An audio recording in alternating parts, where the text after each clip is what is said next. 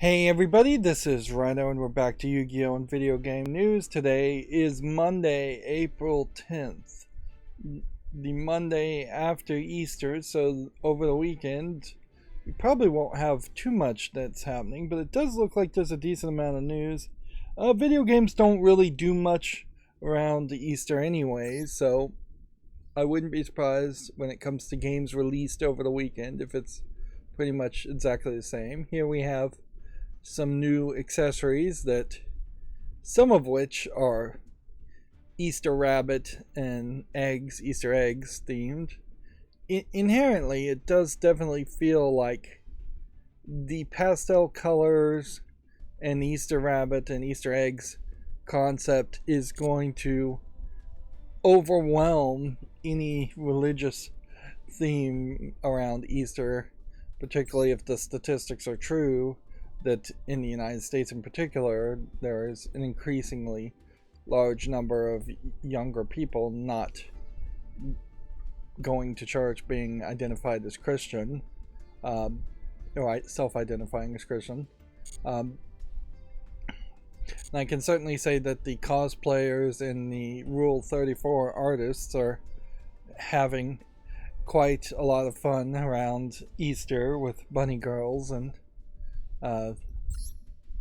all of that,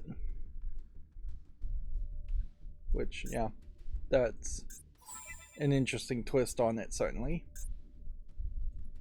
Over the weekend, I will say I didn't probably accomplish as much as I should. I should have scheduled more videos. I did start playing Lego DC Supervillains.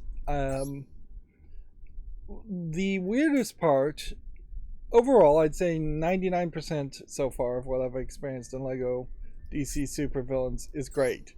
But it is very weird that you, we'll go ahead and just buy all this. You are kind of forced at the beginning of the game to make a custom character.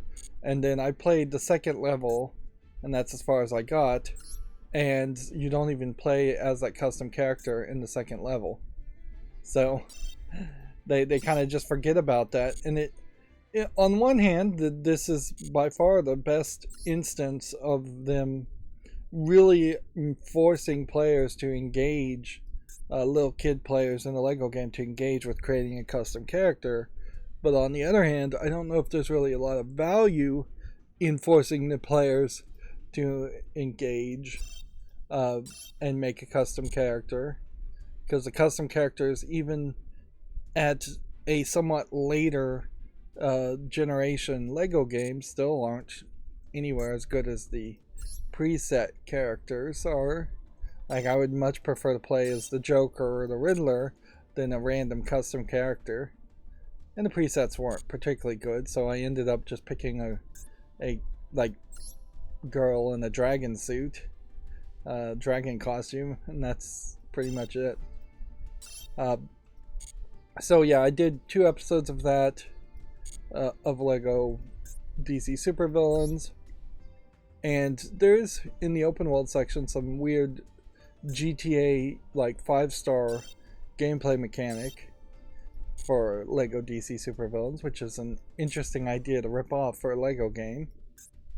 You're very much in this weird catch-22 with TT Lego games, Trevor Tales Lego games, in that almost nothing that they have made before Lego Star Wars The Skywalker Saga, which just is the line in the sand as the most recent Lego game to reboot everything and do everything differently and start all over again, remaking, potentially promising to remake a lot, if not all, of the Lego games that have been made before, assuming AT&T allows that, and now that AT&T owns Warner Brothers, who owns TT Games, and that they still have the licenses.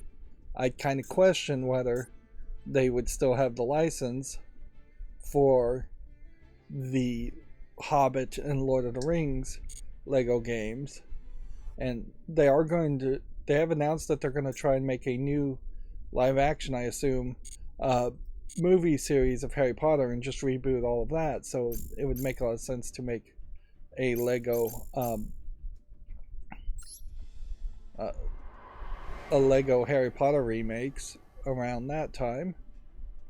I think I probably did also play some of this solo stuff, so now we are down to this over the weekend. So I accomplished a little bit more. I am in a waiting period until probably at least tomorrow to get the Maestro RR interface box that turns the digital signals from my car into analog signals so I can plug in an aftermarket radio. So I can't work on that project any further, but I did buy a different radio head unit that just has a little bit more compatibility. Like the first one I had didn't have built-in GPS and I'm fairly certain doesn't have wireless Android Auto or AirPlay, CarPlay, whatever the Apple one is.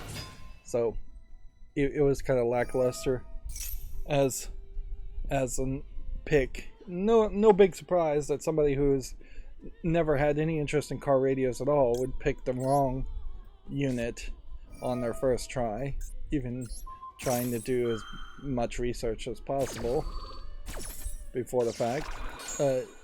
The good thing is that I'm almost certainly going to be able to return the first one, and then I'll have only one. But neither one can be powered up until the Maestro RR interface box is connected.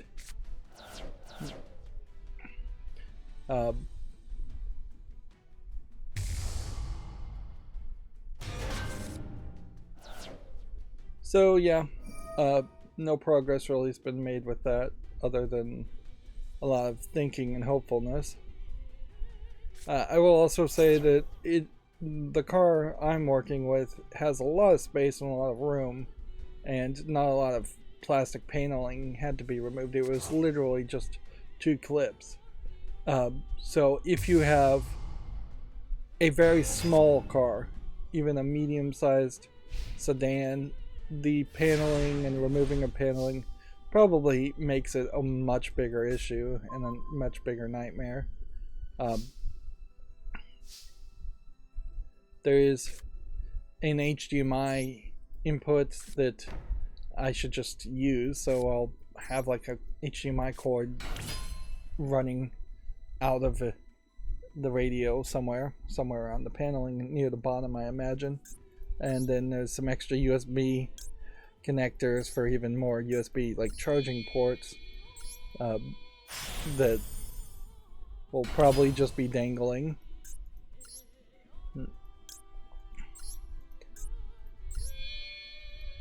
But I'll definitely try to make it look nice, and worst case scenario I have all those connectors just in the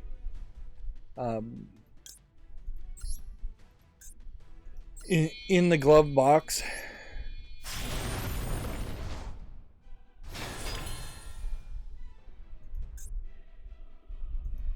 I don't think I need to destroy anything here.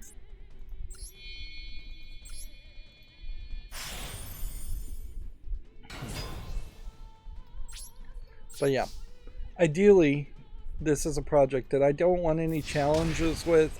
I don't want anything surprising or difficult to happen. I want this to work perfectly and be done with it, and then very likely this will be the only time I ever put in a radio in a car, or deal with a car in any other way. There's frankly not very much elsewise that you would want to deal with. I did find out that my car being somewhat older, there is a way that I could like add and replace key fobs without having to go to a dealer, which that might be something to do, because I had a dealer tell me I could only have 2 key fobs, which it would certainly be nice to have a third spare one. But more modern things, the programmers for that are like way prohibitively expensive. The one I saw is like $200. No, $100 is for my car, whereas modern cars are like $500. So that's a big difference.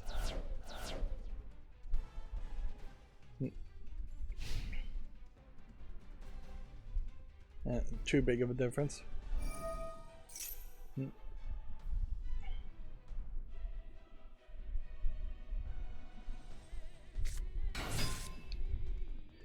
But yeah, anything else I would need to do with the car would be just very stupid attempts to fix it myself, which I don't think I could ever really justify trying that. Just discard that one. And I would never even change a radio in a car if it weren't for the fact that the radio I have is just so incredibly unusable. The voice recognition does not work ever. 100% inconsistently failure rate. The map system by modern standards is awful. It doesn't tell you like what lanes to be in and things like that, which really would prefer and need. I'm gonna, I guess, go with 3 here. And the reason I'm gonna choose 3 is because I want this. And then we'll activate this to try and get rid of things.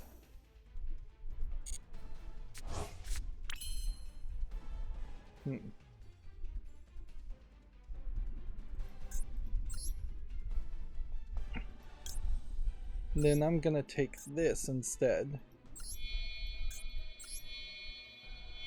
just to spice things up.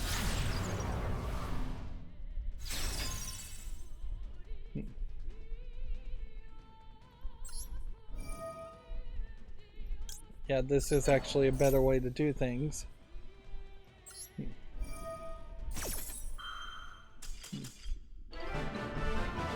And there we won. Just because he surrendered, okay. Yeah, I don't think I really have anything else to say about the accountability section today. Starting a little late, my sleep schedules. I've been less focused certainly on waking up early in the morning when I probably should wake up.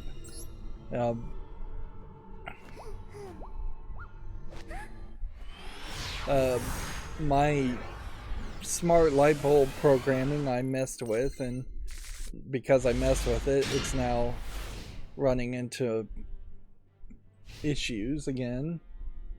Like I'm trying to serve 2 masters in the programming. I'm trying to get it so it never complains about failing, which it almost certainly will never not complain about failing because networking is just not consistent enough. And I'm trying to make sure it absolutely works. So when you flip a regular light switch and turn on a light bulb, it then sends a signal to turn on a bunch of other light bulbs.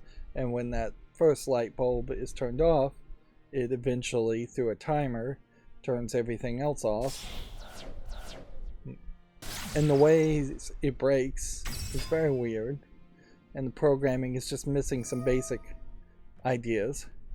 Ideally, these would all be Zigbee bulbs, and that would help a lot, I think, as far as the connection and the consistency and things getting signals to turn on and turn off at the right time. Of course, all of this programming could be fixed if I just change the light switch, which very possibly is the real solution to do here, is just to change the light switch. Out, and then when someone very naturally flips the light switch on the wall, it just sends a signal to turn everything on and everything off.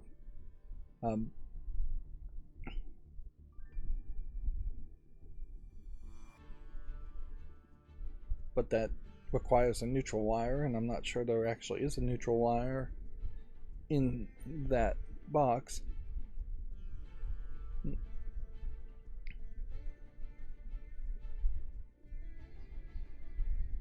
So yeah, I've spent way too much time though on these light bulbs in this programming. Now we're having network issues. I also tweaked my quality of service network Wi-Fi settings yet again, but I thought I'd done it for the better, not for the worse, and we have been so far doing fine. Suppose for the accountability section, I can say I'm still playing the goblin mining game on my cell phone. I'm still playing Marvel Snap for some insane reason. I'm still playing my favorite lewd waifu collectathon gacha game, Destiny Child. The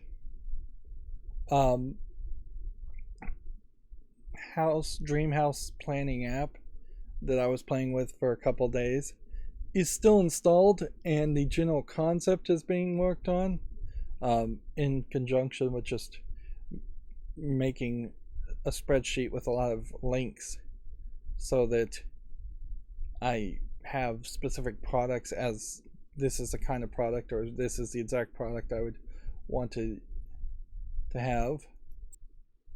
I kind of feel like their server is down and that this isn't my fault, because this was definitely a maintenance period over the weekend in which they updated their servers on Yu-Gi-Oh! But yeah, I haven't done anything as far as doing the home modeling more, which is no big surprise there, because I definitely did a good burst of design there, and I'll continue to think about it. Inherently, I never thought of, and maybe little girls with doll houses think about their dream houses a lot more when they're kids than little boys do. Or at least maybe that's the case for people of my generation. So I've never even really thought of like what would I want in a house, and so that's where this is really coming from, is like if I can create a targeted $1 million plus house that just has everything, I can set a top bar and make decisions as to what I want, and then I can start to make compromises from that in a realistic house. If I was going to build a house that would have been not $1 million plus big, because undoubtedly the house I've designed is really designed to have 3 or 4 families in it, and it's like 4 bedrooms that are all huge. They could easily hold between 8 and probably about 16 people comfortably in them. If you just started to have like double bunk beds in every one of the bedrooms, you could easily have multiple families or multiple generations of families. So a real compromise could easily be, let's get rid of 2 or 3 of those rooms and get rid of the home theater, make the garage half as large, and you can compromise quite a bit there. And make some decisions as far as priorities. One of the thoughts I did have is it's going to be very awkward if you're building a new house and you're thinking about smart home equipment, that on the edge at the top of every windowsill, you kind of need a power plug, an outlet of some sort. Probably some kind of recessed outlet that you could cover up and hide most of it, but if you are going to have smart curtains, which in a smart house that's exactly what you would want, most houses probably should have smart curtains so that you can have timed and motion-based opening and closing of curtains, just reducing as much infrared heat coming in when unnecessary as possible. But if you're going to have smart curtains, you probably want them plugged in. Like, The curtains have motors in them. They're never going to really work that great on battery. A motor on a battery is going to have to work a lot slower and more efficiently, whereas a plugged-in device could just crank out a very inefficient motor to raise and lower curtains quickly. And you are probably going to want, if you have a smart house, security systems, and as far as window sensors, whether the windows are open or the glass is broken, things like that, or glass is being vibrated on. Almost all of those are like wireless Zigbee things that run on batteries, but then ideally you would want to get rid of the idea of having to change batteries. Even a Zigbee device, the battery's not going to last for more than probably 2 or 3 years. So having a plug to then put in a battery adapter would be nice, or if those devices could be hardwired, that would be nice. Security systems, ideally you would want them hardwired anyways.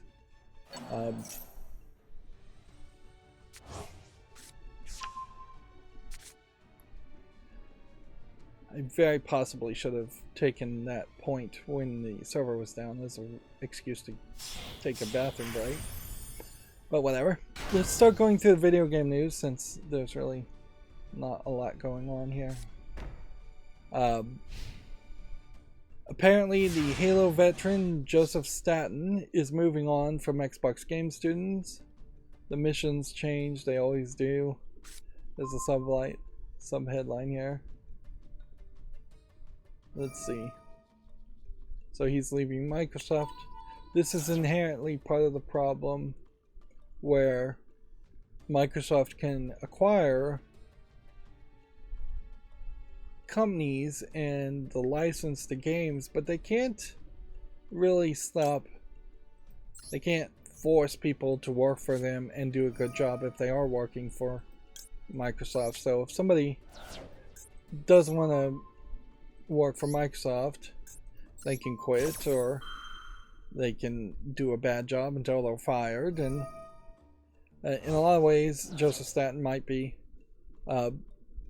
falling on his sword to take more blame than he really deserves for the terrible release of Halo Infinite. And arguably, I'm not sure that there ever was anybody on that team making Halo Infinite that could have made a good Halo game, because the people who made the good Halo games were Bungie, and Bungie has long since moved on to making Destiny.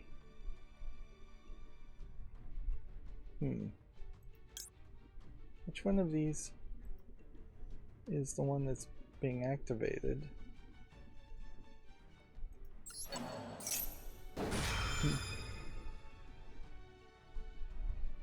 Something's being activated from the grave. I can't tell. Couldn't find it though.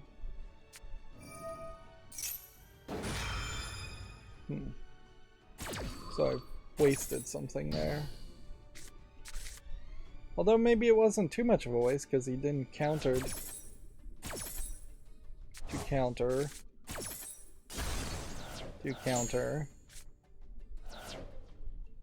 There's a heck of a lot of stuff happening there.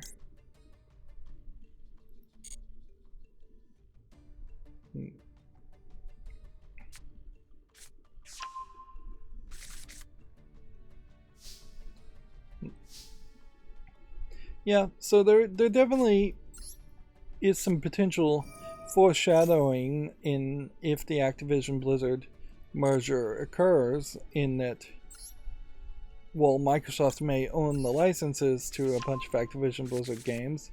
They won't have any of the talent that has already left Activision Blizzard, although maybe some of that talent would come back to work for Microsoft. Maybe they could hire back some of the skilled people. It would be very interesting if all of a sudden Ben Brode came back to Activision Blizzard and made a Hearthstone 2. Of course, it's unlikely that that would be the case until the CEO was out of the picture. So, yeah. And it's not just the CEO, it's also all of his crony upper management people. So, basically, Microsoft would have to acquire Activision Blizzard, clean house, get rid of all the bad employees, then do a really deep dive investigation of every employee that they might want to keep or hire back to make sure they weren't involved in the bad behavior that has been alleged and almost certainly has happened in Activision Blizzard. Let's go ahead and toss this.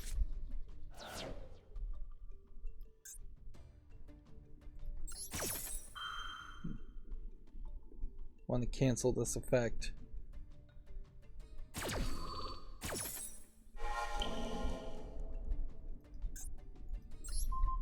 I'm trying to protect this card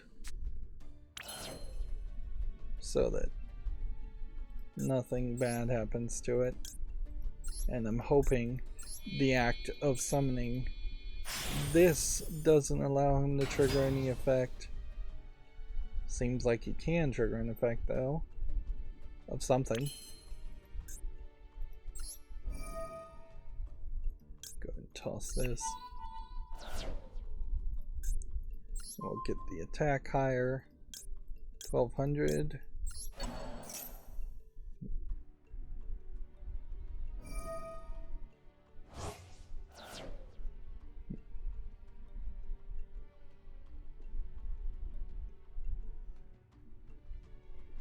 And see, you just activated another effect, which possibly cancels this effect.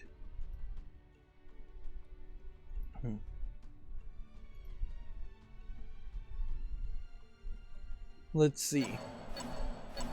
Censored Gaming says that Neptunia Sisters vs. Sisters is being patched, quote, to comply with the TESRB rating. The patch will be applied in Europe for parity. The update changes text and audio, and Idea Factory has provided a comparison of the content affected. The game was originally released on January 24th. So if we click pictures here, we've got to open a new tab every time there's a link happening. Interesting. Picture does not want to open up.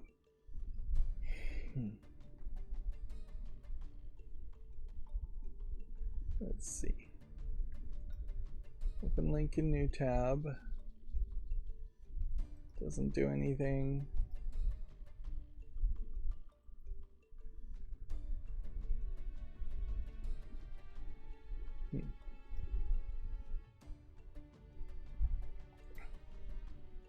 Well, that's not very helpful. So the text is just too small at the moment for me to read it. So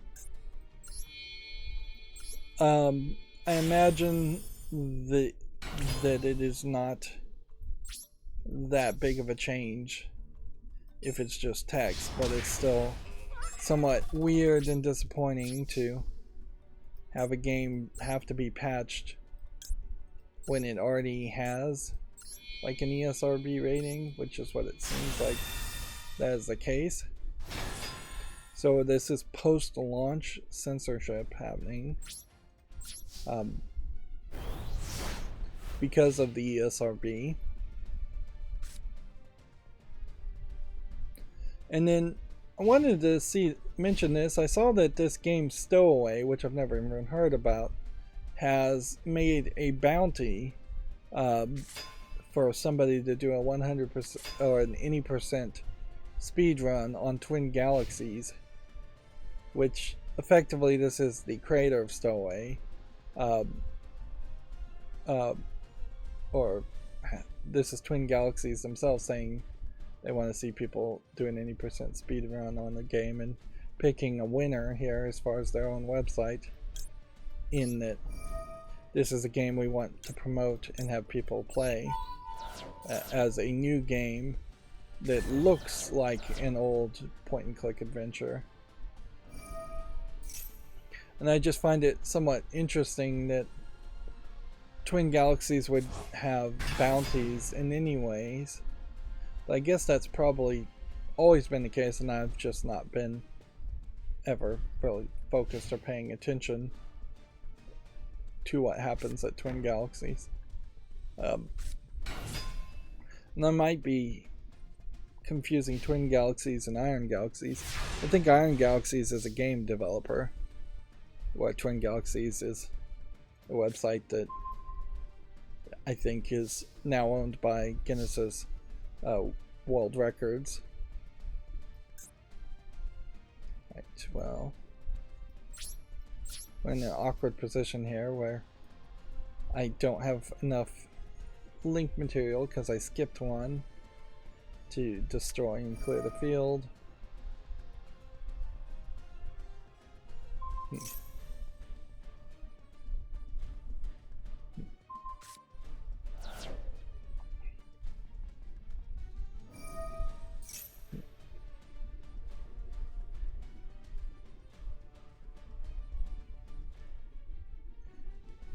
So I'm hoping just to make it to the next turn here and be able to summon something else. Moving on with the news, EA Sports Football Club shows off a new logo and teases more details in July. Also, EA Sports Football Club 24 Ultimate Team will reportedly feature female players for the first time. The Ultimate Team, I assume, is a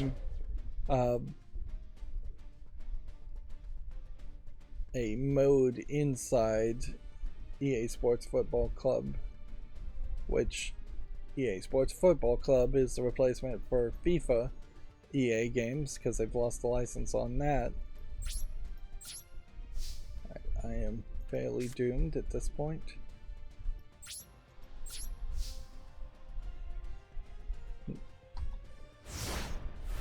Let's see, next week's free Epic Games been announced. Mordhau and Second Extinction will replace Dying Light Enhanced Edition and Shape Z. The Super Mario Bros. Movie soundtrack is now available online. 37 track songs, 88-minute album. Which I don't know if the soundtrack in the Mario movie is particularly great or anything, but it's probably something kids would want to listen to, even if it was only slightly above mediocre. The movie reviews haven't really been pouring in after that initial launch couple days, but I do have the general feeling that for the type of movie that it is trying to be, which is a kids movie, it is growing in appreciation amongst its audience. So while the critical reviews might be a little bit lower, I think we're getting closer to a 7.4 out of 10 type movie. Something that also, even at a relatively low 7.4 rating, is good enough in the sense that there is not any other kids movies to see in the theaters at the same time. But yeah, not seeing any major fan backlash, which was the one thing that potentially could have caused problems. It is very possible that it just kind of meanders away, and as soon as the next kids movie comes out in theaters, it gets quickly replaced, or it just doesn't get a lot of ticket sales in the third, fourth week of its release.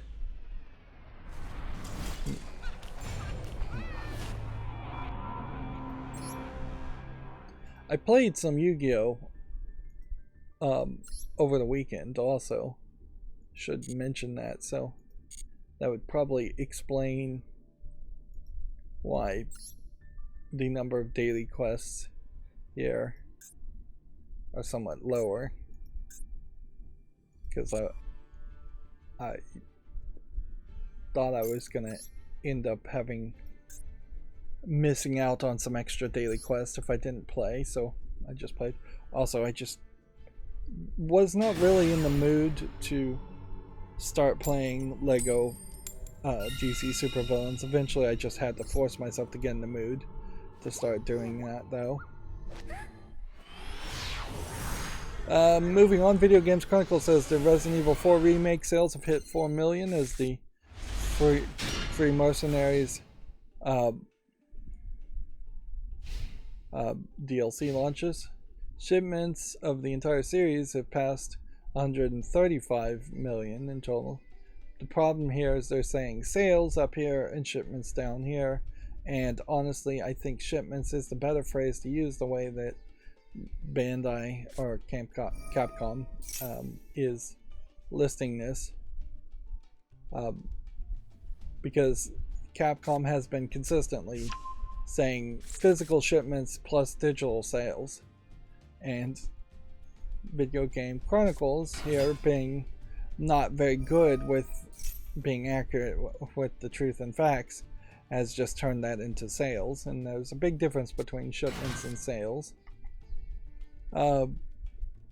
Marvel Snap is getting weekly bounce tweaks to avoid stasis, which just means they're going to change everything on almost a weekly basis, and eventually that will probably boil down to some weeks some characters will get a buff, and then the buff will be taken away the next week, just so you play as those characters. And it may be incredibly arbitrary. Like, I could see a Black History Month just giving all the black characters like Miles Morales a buff, although there may not be enough black characters in the Marvel universe for that. Or a female history week, or where all the female characters get a buff, just something kind of arbitrary like that. At the core of it,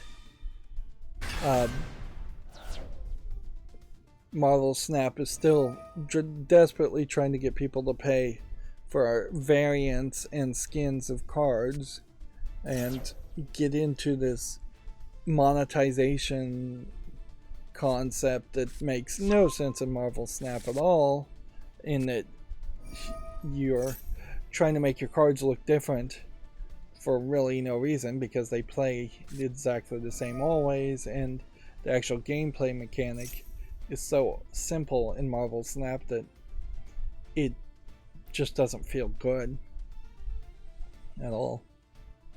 If anything, I would kind of like to see, since Marvel Snap is trying to be a mobile game that is a shorter experience, with games taking only 2 or 3 minutes, I would kind of like to see something closer to something like auto chess, or what I think of auto chess when I say the phrase auto chess, which is more that you would pre-program your moves and then be able to walk away after that. I don't know if that's even how auto chess really works. Or something closer to like Words with Friends, where you can make a move and then submit the move and then come back later and see what your opponent did a day later or several hours later.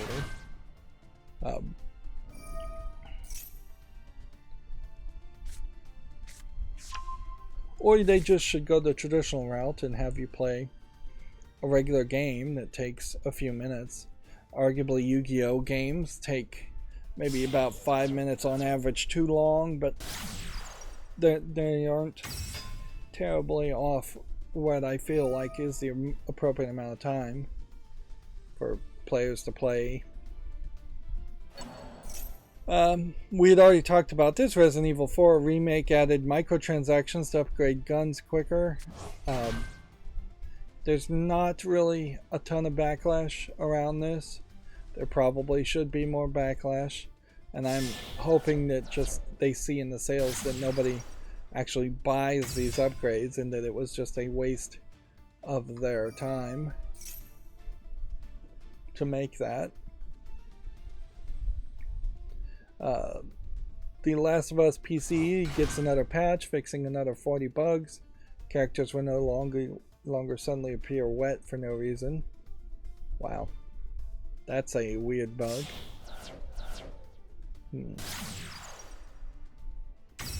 But yeah, it definitely, I don't think is at a point where people can come back and say now the game is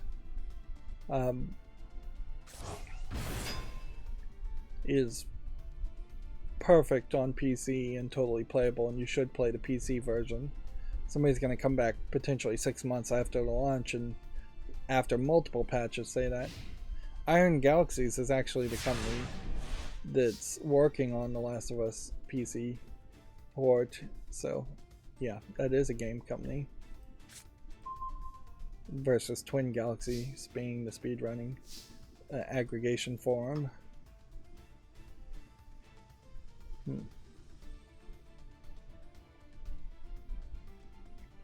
Okay, so if we activate this here, I could do other things. Well, actually I can't do other things, can I? Start by destroying those two.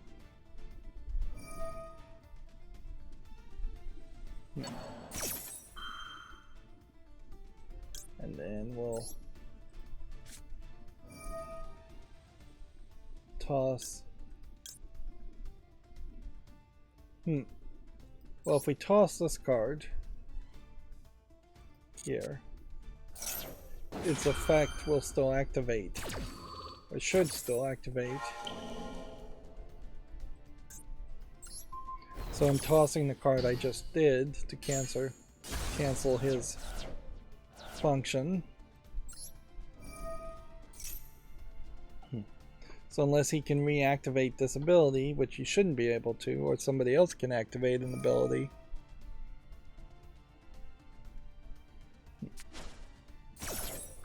The goal here is to try and have a bunch of characters in the graveyard. Okay. That didn't work, so then we activate this guy's ability. And then we toss another one. Then we summon this.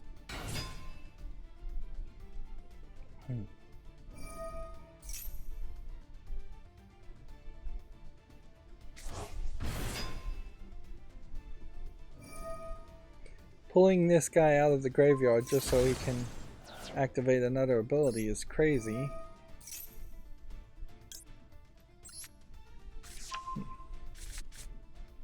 I'm really having to struggle here to win.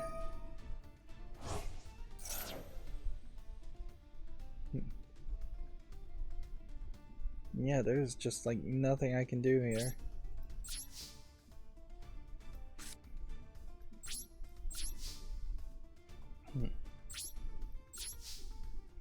And see, that basically seems unfair. I played every strategy I had, and he still is able to counter everything, which arguably makes a good argument towards making a deck based on these cards.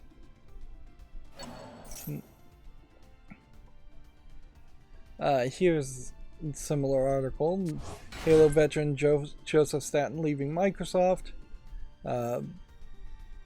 He was the head of creative. He worked at Microsoft for 18 years during 2 spells at Xbox, which working anywhere for 18 years is a very reasonable time to retire or move on to another job. The idea of working at the same job for 30 years was frankly a dumb idea when it was first established, and crazy that previous generations actually stuck to things like that.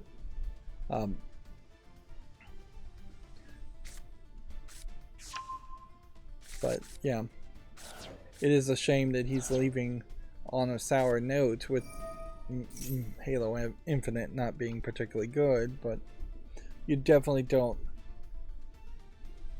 stay around for 18 years if you were overall doing a bad job.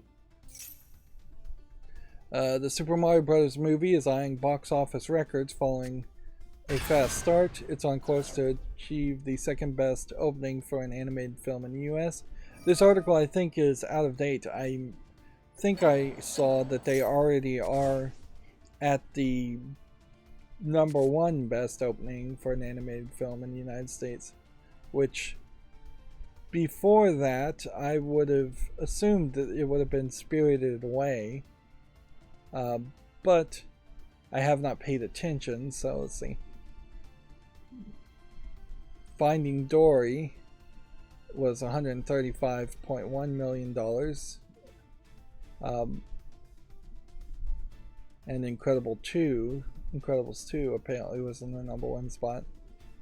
So yeah, Spirited Away was the #1 when Spirited Away came out, and that is many years ago, and it just goes to show that's the last time I've paid any attention to a animated movie is when Spirited Away came out in actual theaters. Spirited Away also was like the first animated movie to get an Emmy or Oscar, and pushed them to create an animation category, which then they promptly did very little with.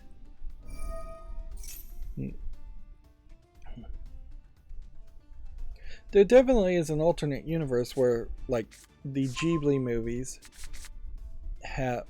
could have come out, and they could have inspired, even in the United States and the West, for anime and animated movies to come out every year and be treated with some level of respect and honors and awards. But that didn't really happen.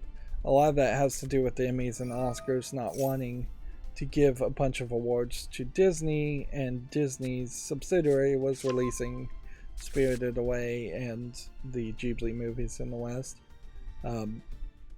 And on the many years in which there wasn't a Ghibli movie or other kind of anime movie that could have been released in theaters, there was Disney movies that arguably should have deserved an award too.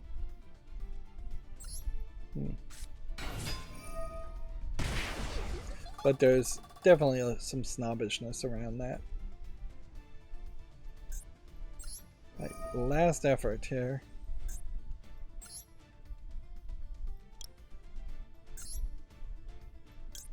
Best case scenario, I get rid of like one guy.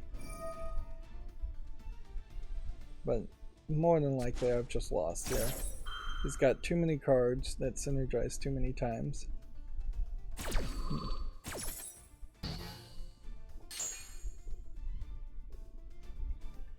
Overall though, it definitely does just feel to me like, we'll give this a try. This is probably not going to work. Like any good animated movie in theaters has a chance of being the #1 simply on the fact that there has just been not a ton of competition. Retroactively, I could certainly make a list of animated movies that all should have deserved a award if I was running the Emmys, where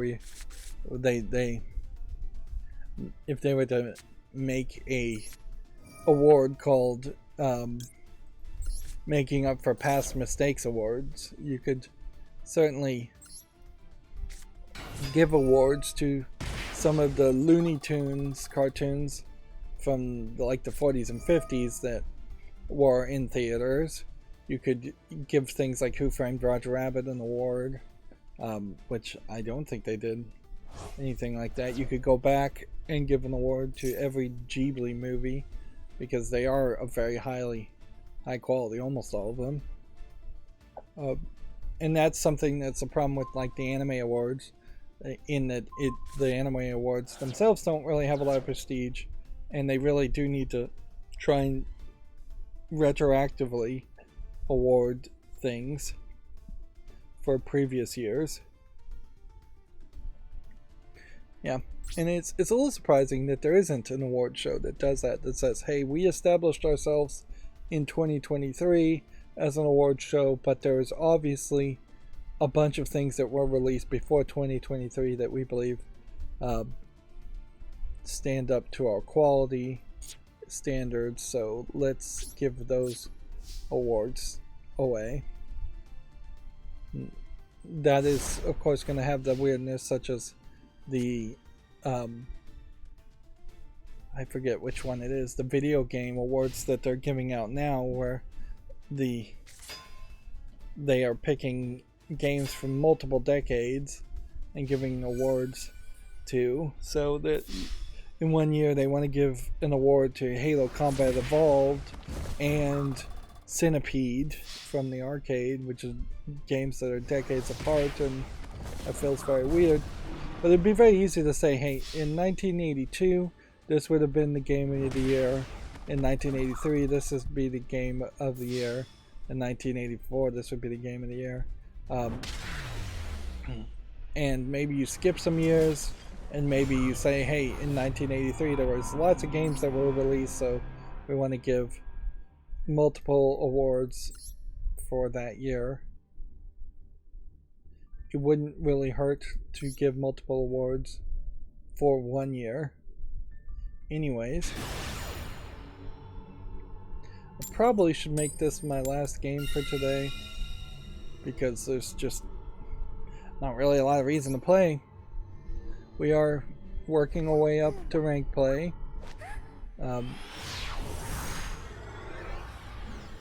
Although I think I may have even fallen downward. I thought I was higher than Gold 4, but maybe I wasn't.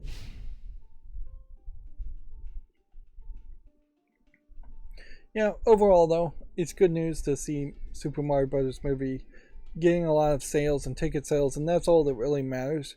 Even if the movie is horribly reviewed, it making its money is a better outcome for the chances of a sequel.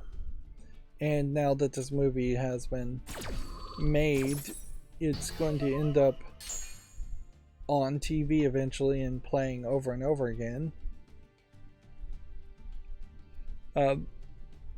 Probably on some streaming service of some sort. Let's see, moving on. EA's Magic first-person shooter Immortals of Avium will be released in July, it's been claimed. So, I don't even know what Immortals of Avium is, but I will leave it at that because it also doesn't really interest me.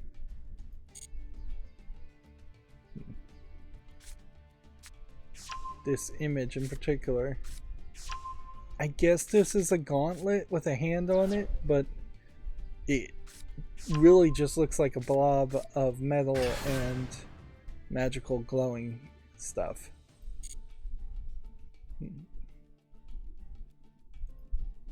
Let's see. I'll click on the teaser trailer and see if that plays and see if that shows me anything more interesting.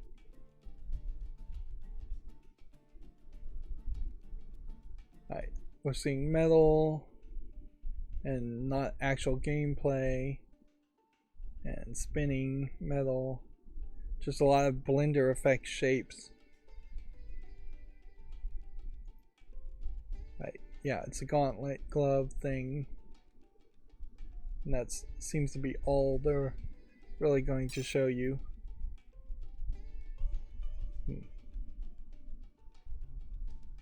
Okay, I think I remember seeing this. But yeah,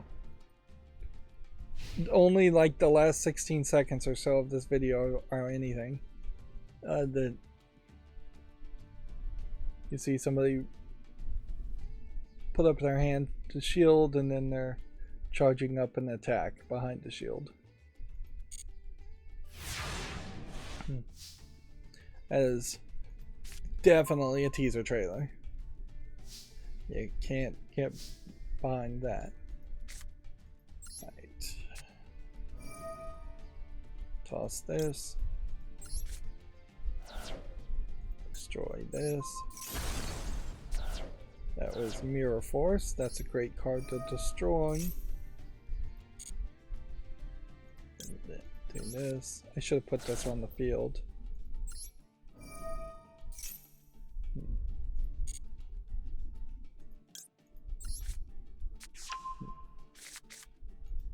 Let's go and set this down. Let's go and activate this. Add that.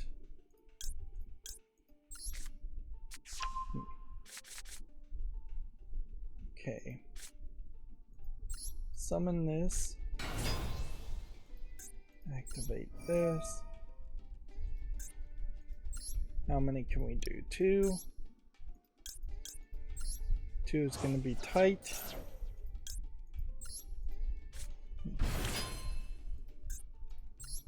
Summon this. Do this. Do this one.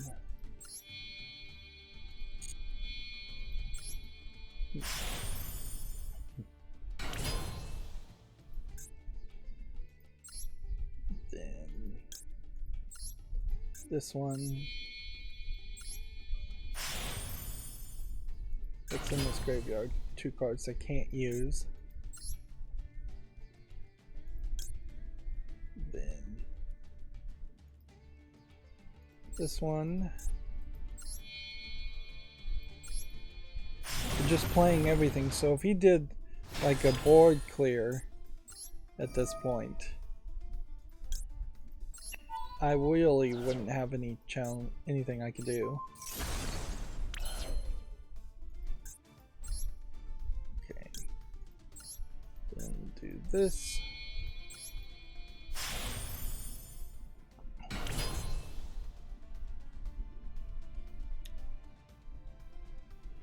Yeah, we're in as good of a position as we can be.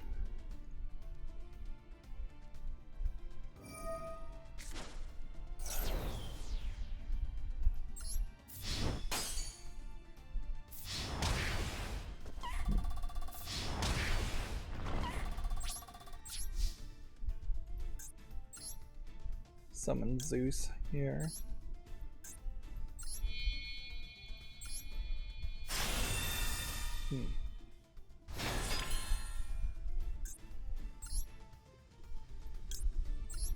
And then we'll go ahead and get rid of those 2.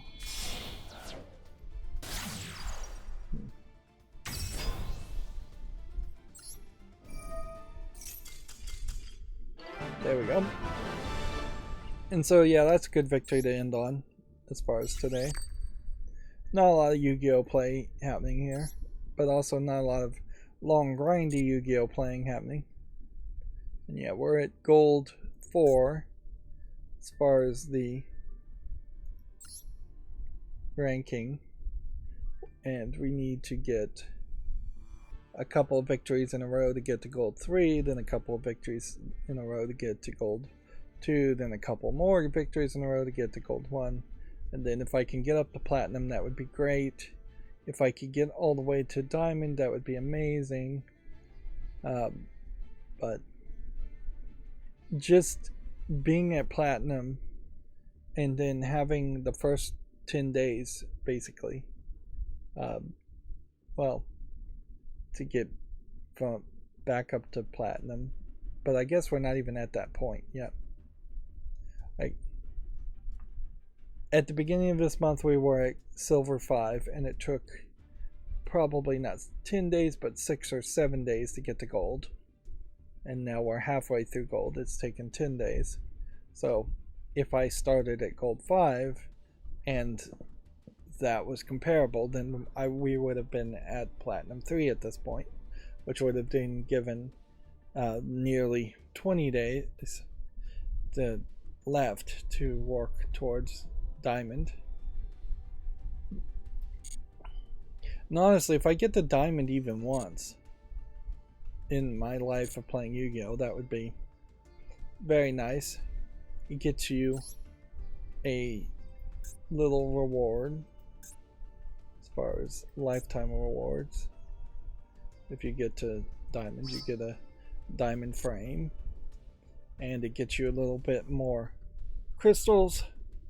But that high level play at diamond 1 is probably not worth sticking to if you're actively just trying to earn crystals from the daily challenges or from going up in ranked play.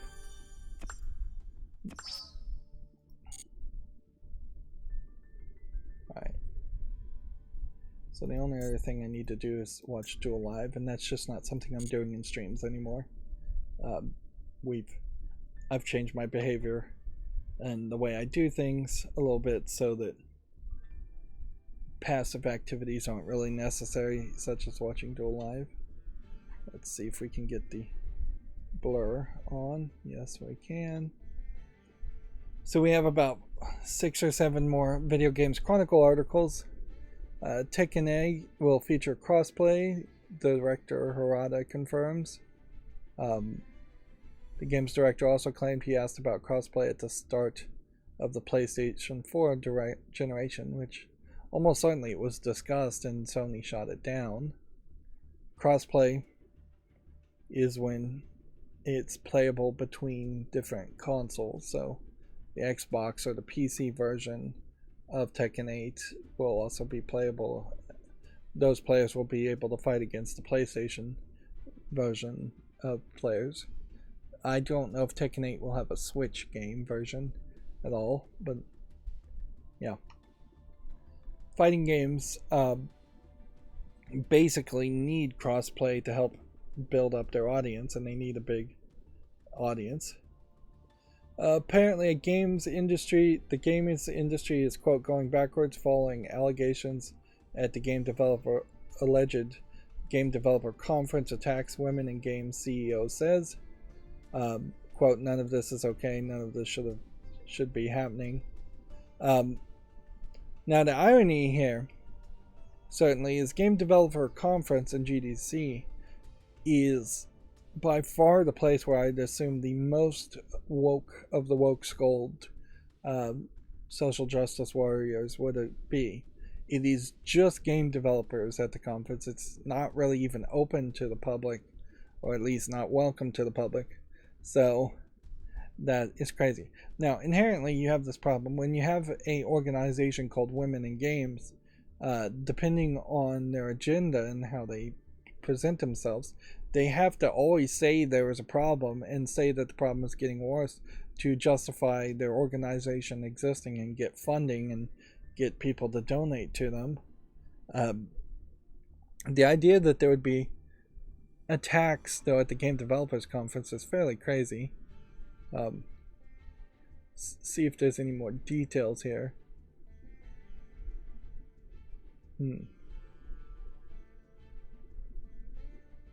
Following 2023 event, allegations and reports of attacks circulated on social media. Few could have read the recent press reports coming out of GDC about abuse of women attending the event without recoiling in horror. Drinks being spiked, women being belittled and undermined, being hit on, relentless harassment reported on the show floor, 2 women being lured to a hotel room for a pitch and being assaulted. Okay, those are all very legitimate claims to be made. Ironically, though, I have not heard word one of these allegations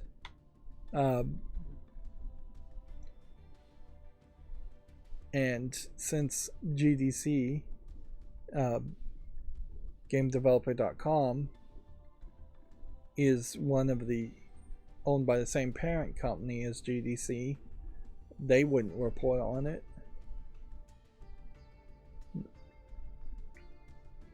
The thing I can say here is drinks being spiked highlights a problem of alcohol amongst game developers in general, in that there'd really just be no alcohol available at all.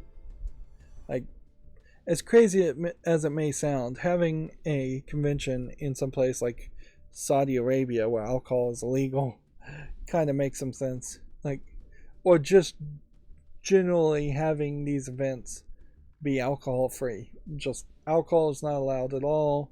You can't really stop the hotels from serving alcohol to people and people getting alcohol and then drinking it in their hotels after the events. But that is definitely a problem. Although I'm assuming alcohol here. It says drinks. It could be non-alcoholic. Sodas and waters being spiked. And yeah, there's definitely a field that a lot of game developers are these boys clubs. And that there is just not any adults in the room, as it were, when it comes to video game developers or video game companies. And I don't know how you really fix that other than perhaps hiring more managers that are coming from other industries to run the companies instead of promoting people like Cliff Bleszinski or even Tim Sweeney to be the CEOs of their companies. But then there's a whole bunch of problems also of business people coming in and turning video games into a business that runs it into the ground and fires all the talent. In a lot of ways, I think a lot of the bad behavior in game developers of this generation will just be fixed with the next generation of people who are kids these days. I think are just way more reasonable, decent people. Decent is the weird word to use there. I think the generation of game developers that grew up watching movies like Porky's and Weird Science maybe took to heart those teenage sex comedies and thought that was the real world when those were ridiculous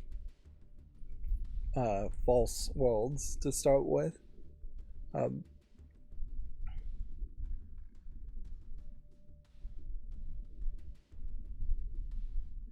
I'd like to see if these allegations are true, though, in any way, or if there's anybody even legitimately making this, or if this isn't just a bunch of Twitter trolls. It's so weird that it would be at GDC, too. If you told me this had happened at, say, EVO, it would be somewhat more believable. If you told me it happened at PAX East, it would be somewhat believable. Ironically, you have to compare the lack of accusations and allegations of misbehavior at PAX East amongst actual gamers and fans to the allegations being made here at the Game Developers Conference. The Game Developers Conference, I think, was probably being held somewhere in Europe. But I don't know what else you could really take from that. I mean, I might be totally wrong about that, too.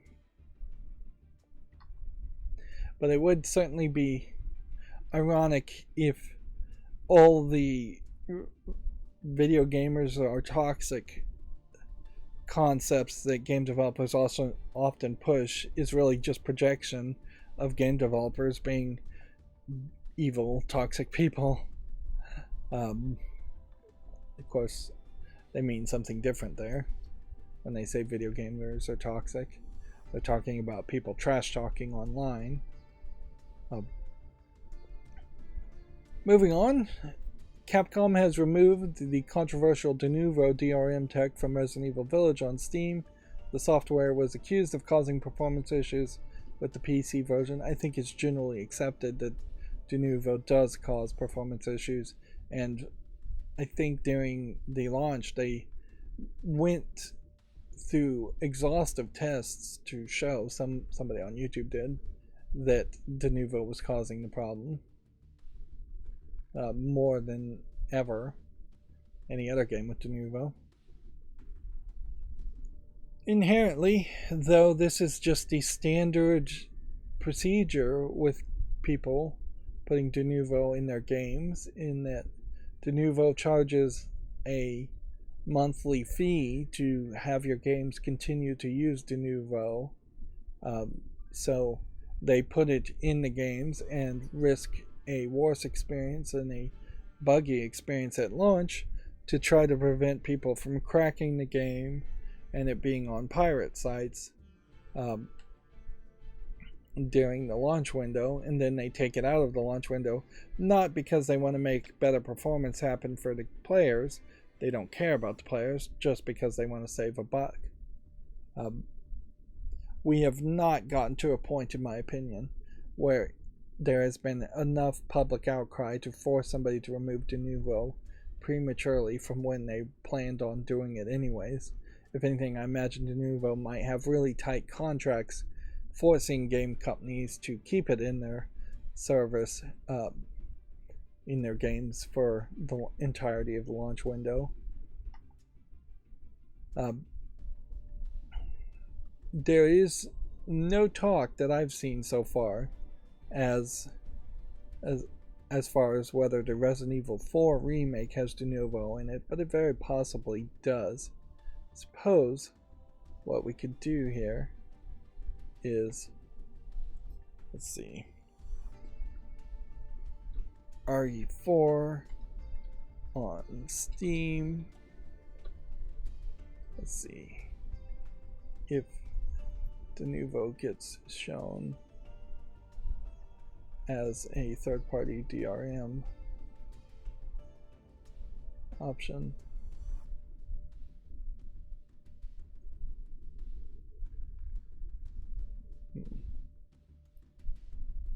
Come on.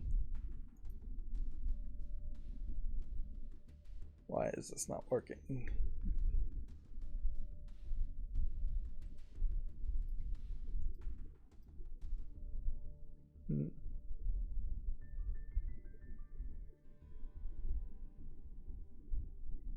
Yeah. So de novo anti-tamper is in Resident Evil 4. So there's hardly a change in the process there. It is still very much the exact same thing.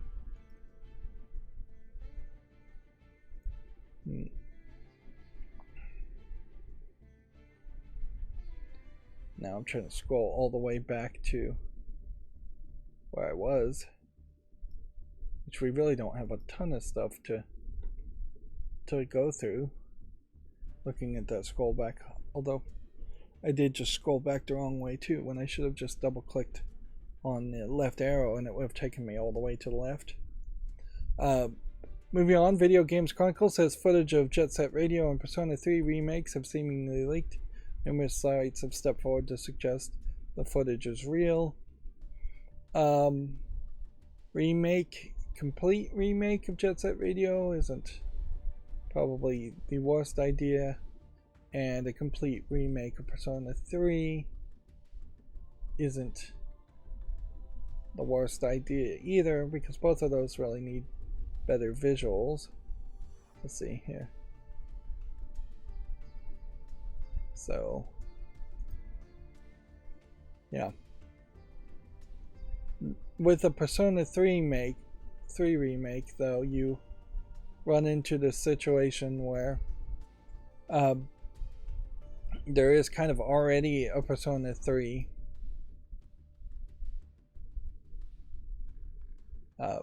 re-release, so then people who had bought the Persona 3 re-release would have potentially felt slighted.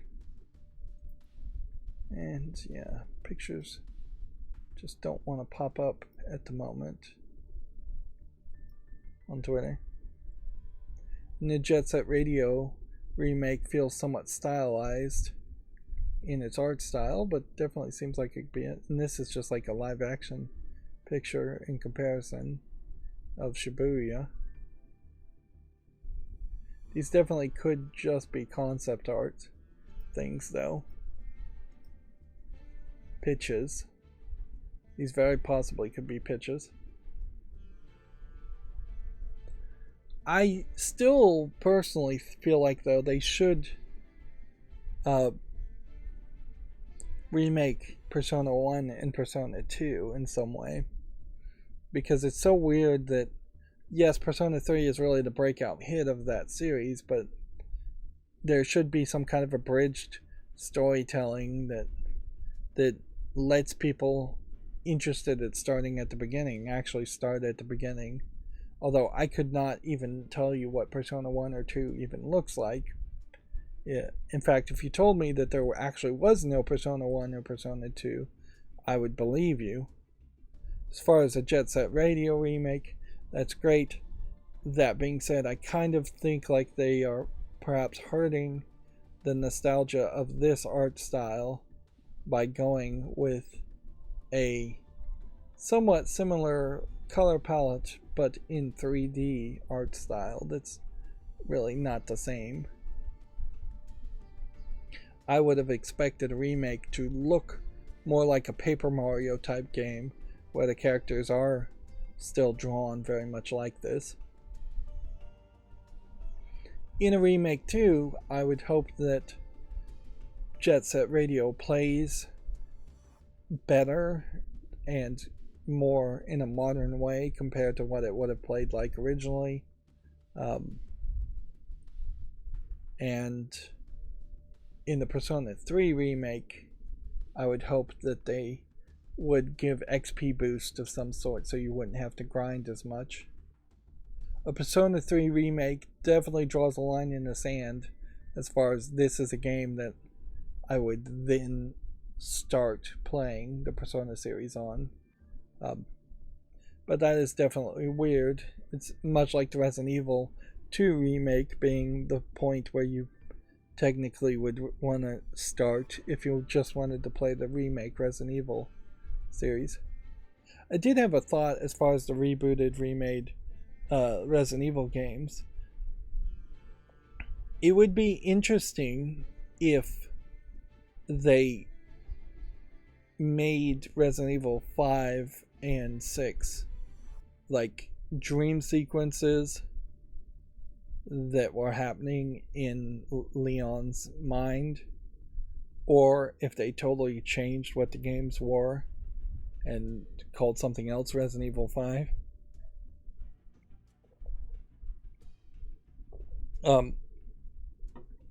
Inherently, the fact that Leon just kind of disappears completely in Resident Evil 5, he's just not a character, is weird.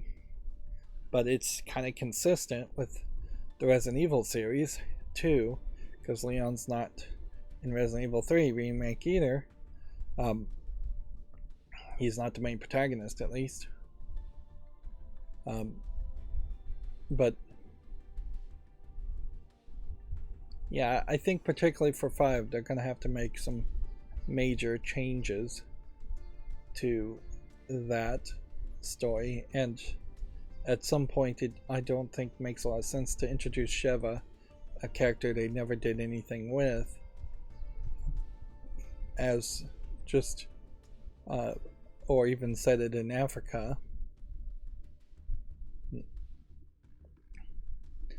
The Resident Evil 4 remake was very loyal to only making a few interesting changes, it seems, in a few places, but I feel like it's very much going to have to be a bolder changes and bigger changes when they get to Resident Evil 5.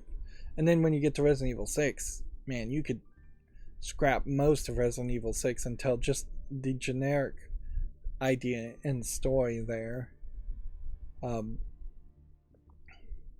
And totally change the level layouts and what happens. And it would probably be a better experience. Anyways, moving on. Super Bomberman R2 gets a September release date and crossplay has been confirmed. Alright. Pokemon Scarlet and Violet's next 7-star Terror Raid features a ghost type Typhlosion. Is this Typhlosion?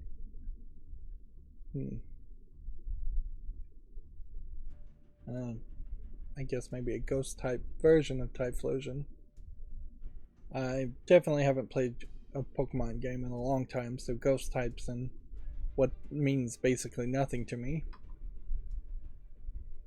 A patent expert has called Sony, quote, childish, unprofessional for calling rivals inferior in the patent application. The company has been doing it for more than a decade, he claims. Which, if anything, this is Video Games Chronicles seeking comment, I suppose. Or finding comment. So the FOSS patents, free and open source software patents? Or does FOSS stand for something else in this case? The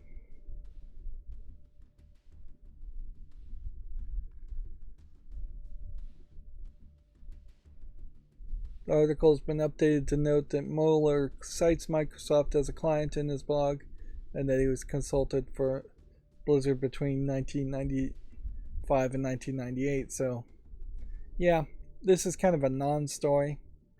On one hand, it is, I guess, worth pointing out that it is childish and unprofessional to use derogatory terms, even simplistic derogatory terms like inferior, in a professional document that you're applying to the government by calling something inferior. There's really no reason to add opinion when you're doing a technical document, because a patent really should have only one goal and one goal only. And if anything, it just kind of highlights that there has always been this childishness in Sony. And I can't just blame Sony of California if it's been going on for more than a decade.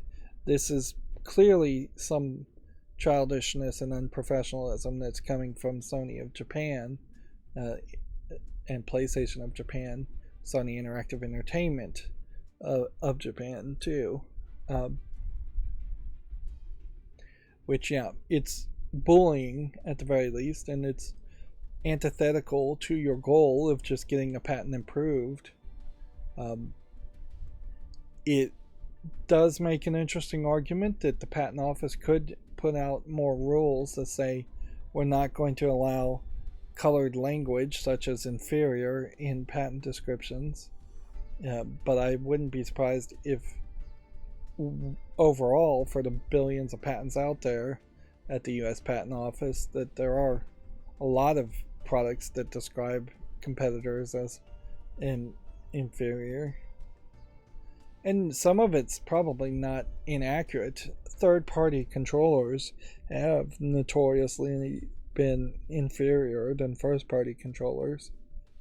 In many, many cases, you get cheap Chinese knockoff controllers that get sold. But then there are also some third-party controllers that are by far much better quality, too. Does this story, though, in any way help video gamers? Not really. It just kind of plays into the Microsoft versus PlayStation or Nintendo versus PlayStation. I wouldn't be surprised if some of these patents are really referring to the Nintendo Joy-Cons as inferior or Nintendo controllers as inferior, as much as they're referring to Xbox controllers as inferior. But then again, they could also be talking about third-party knockoff controllers. But yeah, the whole idea of console wars and you've got to pick a side and you've got to side with one side is pathetically old-fashioned and ridiculous, and it was stupid for gamers to fall into that mentality in the 80s. It's ridiculous if you fall into that mentality these days. I can certainly forgive kids and teenagers for falling into that mentality, but anyone who is the average gamer's age of in their mid-25s should be more adult and just be like, hey, if you like to play on PlayStation or Xbox or Switch, who cares? Just have fun. We're all gamers, we're all trying to have fun, we're all trying to relieve stress. There's no reason to have football teams inside for a football team type company or shill for billion-dollar corporations. Moving on, a fan-made PlayStation 1 style demake of Dead Space is now playable. The 15-minute experience shows off what the game would have been like in 1998. Which, okay, that's kind of cool. If I was EA, I would pay this person for the demake and put it as free DLC on Steam. Or not touch it at all and just let it be where as it is. To play it, you have to go to itch.io at the moment. But yeah, this is in a lot of ways, though, I imagine something that EA could make a skin for fairly easily and just retexture everything in a PlayStation 1 style. That being said, I don't know if people really are going to start having nostalgia for PlayStation 1 era games, because those graphics, those early 3D graphics, are not something people should be nostalgic for. They look bad, and there's just nothing there. Like, even Mario 64, the original version of Mario 64, would be better if it was less low polygon and looked like a modern, brand new Mario Odyssey game in its textures. So yeah, there's really nothing here that I'm nostalgic for or would be interested in. This also feels like it's kind of limited in its color palette because there's no lighting effects and any of that. The gaming audience in particular can't really love the idea of ray tracing and also love the idea of completely removing lighting effects for demakes. And arguably, I'd say Dead Space does not really benefit from the idea of a demake anyways, because Dead Space was never an old game in the first place. A demake of Mario Odyssey that was pixely and looked like Super Mario Bros. 1 would make a lot more sense than a demake of Dead Space 1, because at least there was a Super Mario Bros. 1. And then our last Video Games Chronicle articles says Nintendo wants to subpoena Discord to find out who leaked its Zelda Tears of the Kingdom artwork. So Nintendo's suing people. Speaking of lawsuits, also apparently there was a small controversy where Monster Energy tried to claim ownership of the word monster around things like Monster Hunter and other games with monster in the name, which is ridiculous. And Xbox has cracked down on third-party applications for where you could have run an emulator on an Xbox console and then emulated older games, whether those would have been Sega games or Nintendo games. Now, some people are blaming Nintendo for this, and I don't think that's particularly fair. Even if Nintendo did try to put pressure on Microsoft to maintain a good relationship between the two companies and have Microsoft crack down on the ability to launch and load third-party developer mode apps on the Xbox consoles to then run emulators, to then run ROMs of Nintendo games. At the end of the day, it was Microsoft's decision, and Microsoft has to deserve the blame for not standing to their supporting the development mode feature that they were allowing before that point.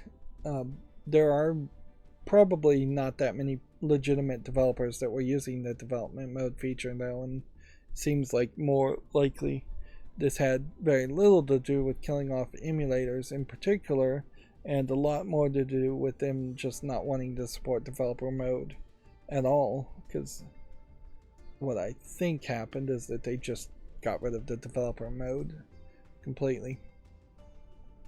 And there is definitely some concerns when you see actions like that, in that the Windows store, particularly if a Windows 11 or Windows 12 pushed users on those operating systems to only use the walled gardens of those stores. If all of a sudden emulators disappeared from the Windows store and you couldn't install an emulator at all on Windows 11, then that would be a much bigger deal, because then, yeah, anybody wanting to play emulators on a PC would have a problem.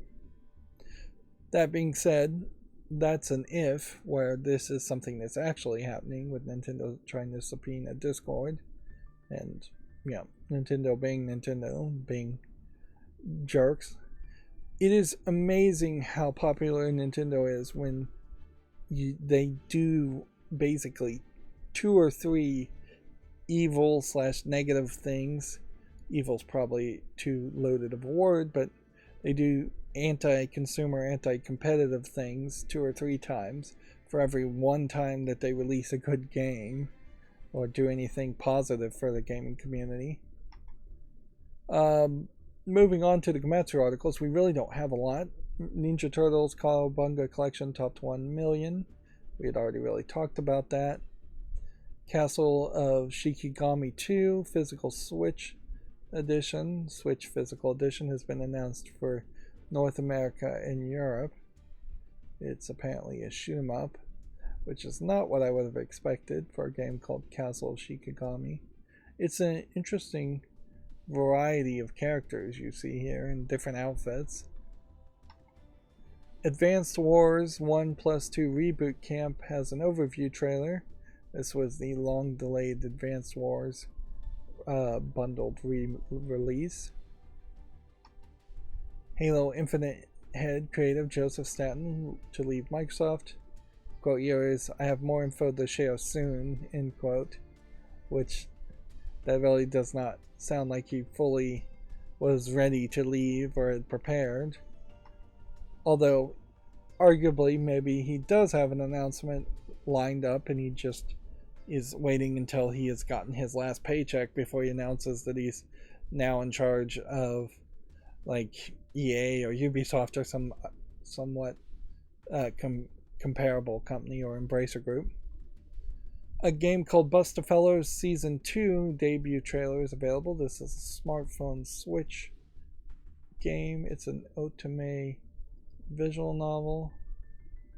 Let's see if, yeah, it's a young maiden otome visual novel with a bunch of anime boys in it.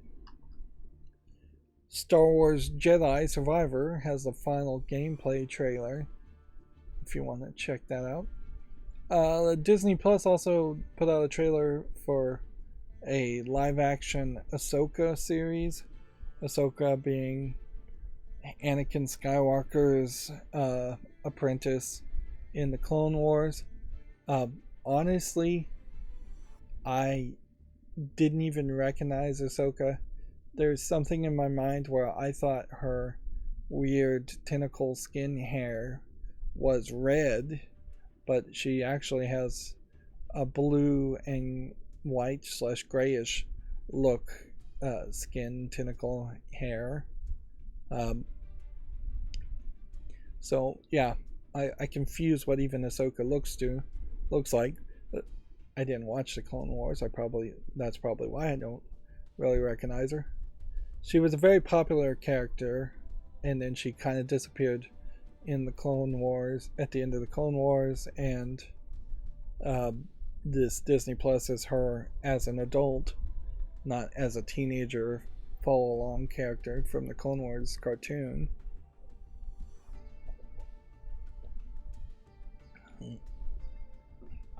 I thought she was like inside the Force.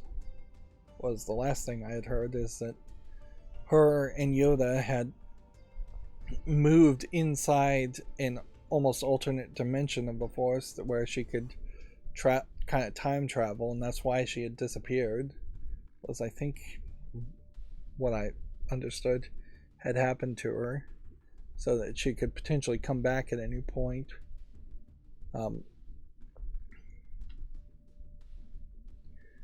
that being said, a live-action Ahsoka series is on Disney Plus is probably not going to do anything amazing.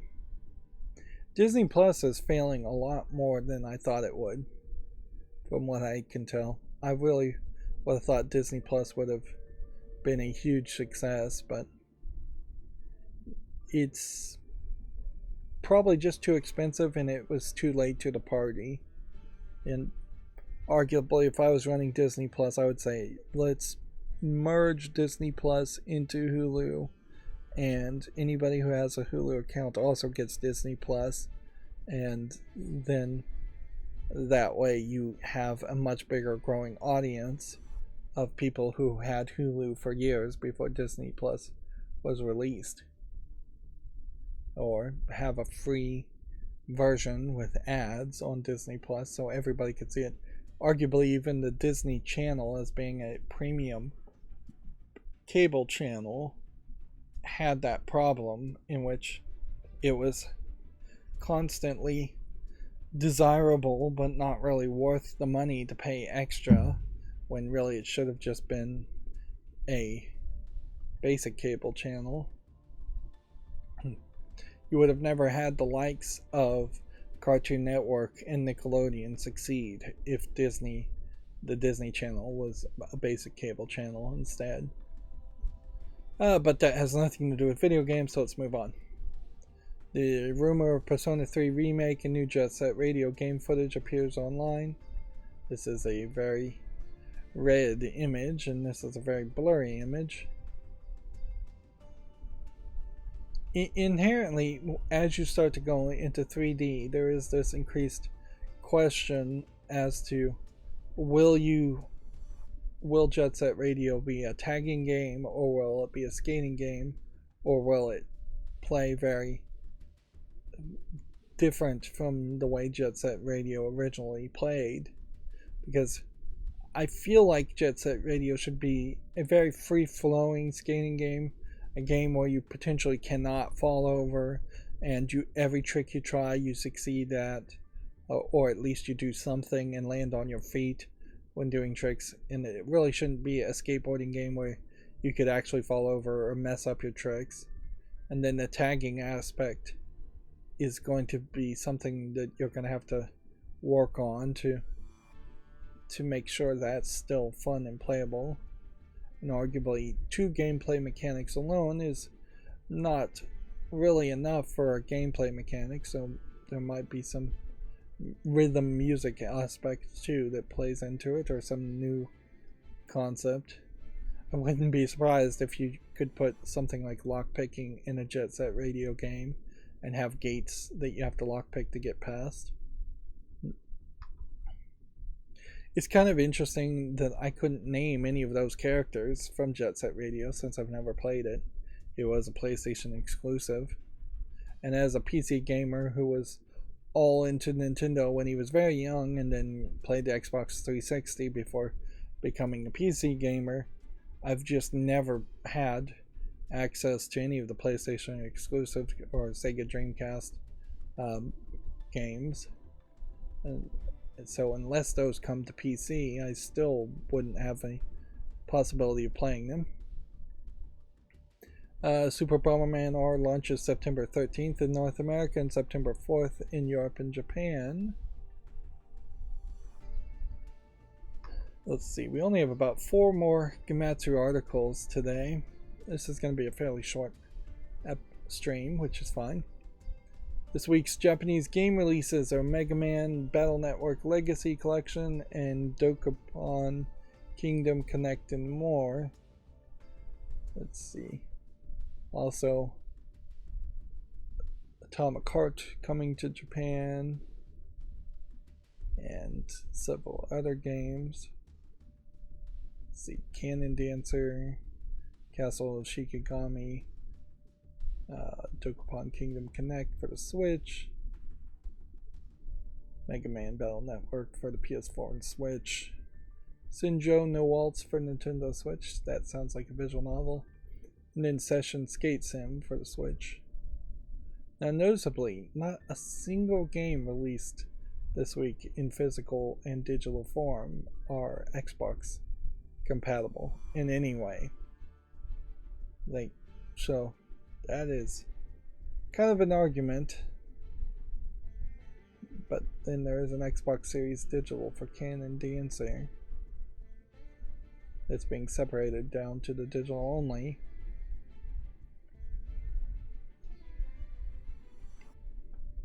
So yeah, Xbox games, at least in physical forms, not being on the shelves in Japan, it seems. A game called Since Midnight is coming to the PS5, Xbox Series, PS4, Xbox One, and Switch in June. Is this a shoot 'em up or is it a visual novel? It's a horror survival game. Interesting. Now, looking at this trailer, this could actually be a game, or this could just be a somewhat polished asset flip horror game. As I watch more of this trailer, it does seem like there's more polish here than just an asset flip game. But you do have Japanese ghosts showing up, and then you have this kind of sci-fi anime girl with cleavage as the character you're playing as. And I'm seeing puzzles, which, yeah, this may be somewhat of a short experience. But you generally wouldn't see a trailer this long or this polished if they weren't actually trying to sell it as a game. You really wouldn't even see a press release if you were trying to not sell it as a game. That being said, I wouldn't be surprised if some censorship happens on this character and then her cleavage gets covered up or smaller. Like, you can see every single physical depiction here is showing the cleavage, so it's a big focus, which arguably makes me suspect that it's probably not that good of a game. It is on Steam, so let's just check out the Steam page already. So it was released July 22nd, and it is 77% positive of 18 reviews, which that is definitely not a lot. In a lot of ways, this feels like this is trying to be a Fatal Frame clone, and I can't complain about somebody making a Fatal Frame clone. There's not that many Fatal Frame games on PC in particular. So, yeah. You just wouldn't see trailers that were somewhat polished if that was the effort. So this may just be a game where they just wanted a lot of cleavage in the character, which fair enough, because there should be some diversity in character designs. There should be tall people, short people, fat people, skinny people, big busted people, small breasted people in games, instead of everybody being boiled down to an average, or more recently in Western games, a lot of the females being made fatter in an ugly way. There is, in my mind at least, a level where you can have a chubby girl and she can be very attractive, or you can have skinny girls who are very attractive, but in between an attractive skinny girl and an attractive chubby girl, there is this middle ground where it's a skinny girl who's a little bit too fat, but not really fluffy, I guess might be a phrase to use. Not really fat enough to be to look good that way. And then of course there's extremes on the other sides of that scale where you're anorexic girls are unattractive and your morbidly obese girls are not that attractive, or not attractive to most people. Everybody's got different opinions. Moving on, Afterlife VR for the PlayStation VR 2 launches April 19th, which arguably this is one of the few new VR 2 games to be announced so far. And we're looking through this blurred horror game. And this is one of those games that looks like, to me, it's low resolution and just low visual polish. Probably in part because they're wasting resources to make it a VR game, but also there's plenty of like low polish horror games that come out that aren't VR games. So it's just in general there's a lot of low polish horror games. Oh yeah, speaking of censorship, come to think of it, is apparently the sequel to the game Agony, Succubus, I think. Yeah, I think that's it. Has somehow been released on Steam, not Steam, but on the Nintendo Switch, with 100% censorship, giant mosaics and blurs, and I don't even know why you'd release the game on the Switch if that was going to be the case. But this is a continuing controversy around Mad Head, I believe it is. It's a continuing controversies around them trying to make adult games with adult nudity and content in them and sell them, even though that it was already rated M for mature, and then having to have censorship added to it at ridiculous levels. On one hand, they are doing a good job in highlighting the hypocrisy of the censorship that exists behind the scenes around video games. On the other hand, they are doing a terrible job of actually being a video game company and making a video game product that people can enjoy. If Madhead and the creators of Succubus literally said we built this company to run it into the ground to highlight the hypocrisies of censorship, then that'd be fine. But they are currently acting on the pretense that they're trying to actually make a product and be a successful company.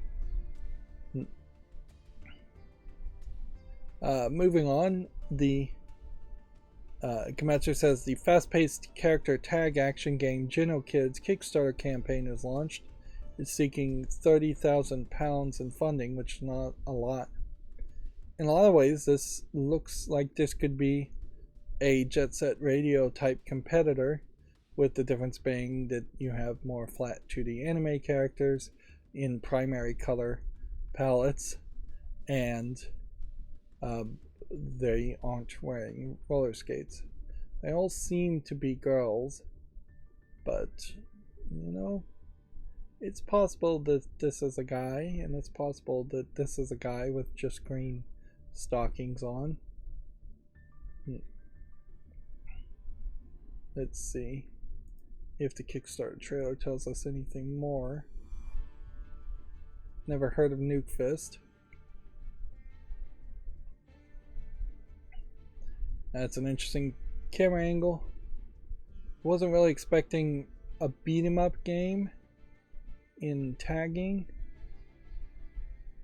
There is something to be said about making a Jet Set Radio where you're not skating around and you just run and dash instead.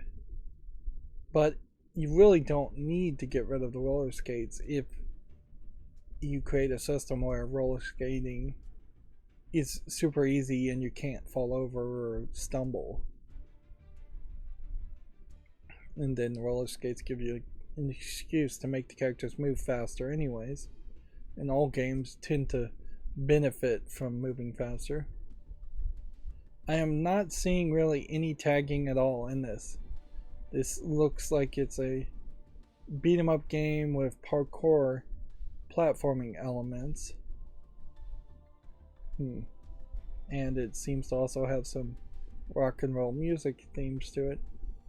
In a lot of ways, they're throwing out a lot of different themes visually here, which makes me suspect that this might be a Western game that is trying to feel very anime in its appearance and feel, but it is not really well suited to make it actually feel authentic. Like, the primary solid colors in the character design screams Westerner trying to do anime. Feels kind of like Ruby.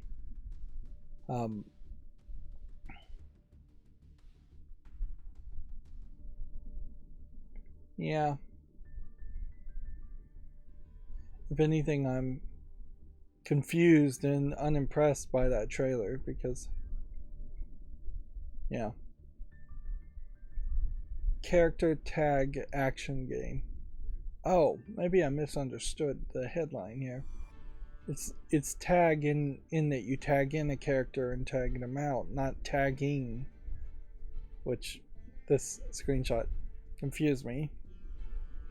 Fast-paced hack and slash game where a band of musicians of the same name have to defeat an alien invasion.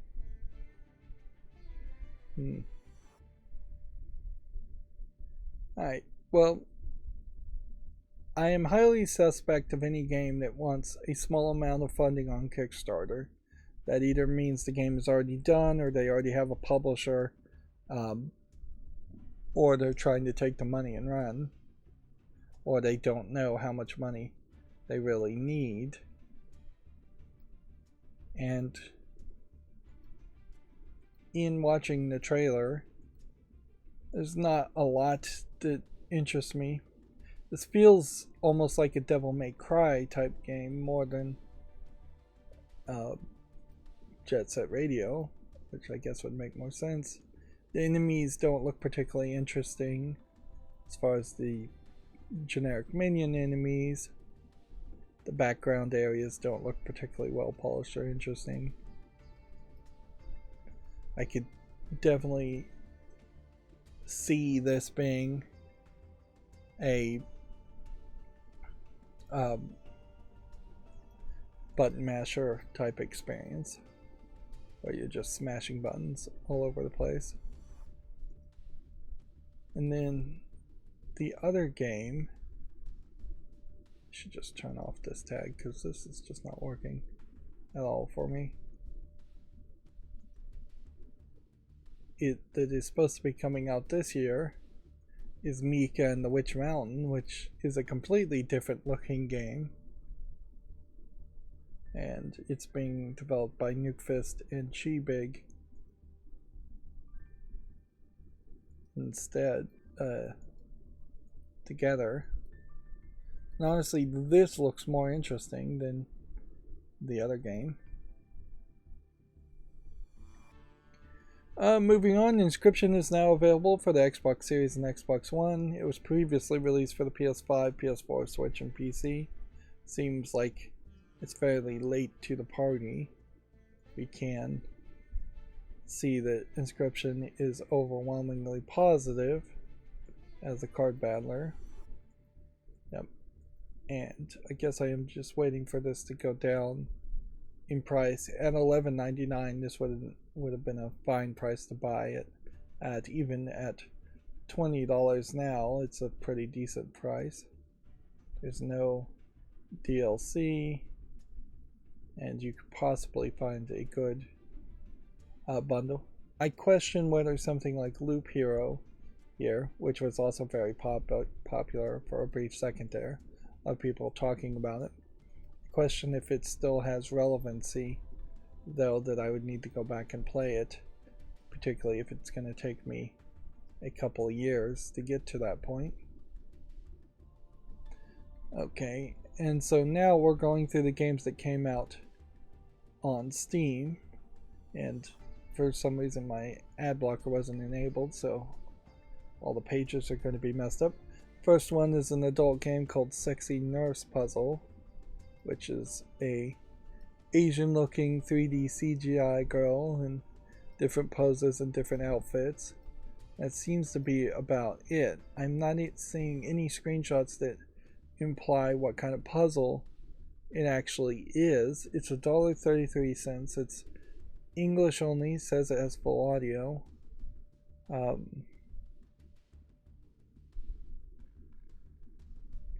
Even the description says it's a puzzle game, but I just don't know.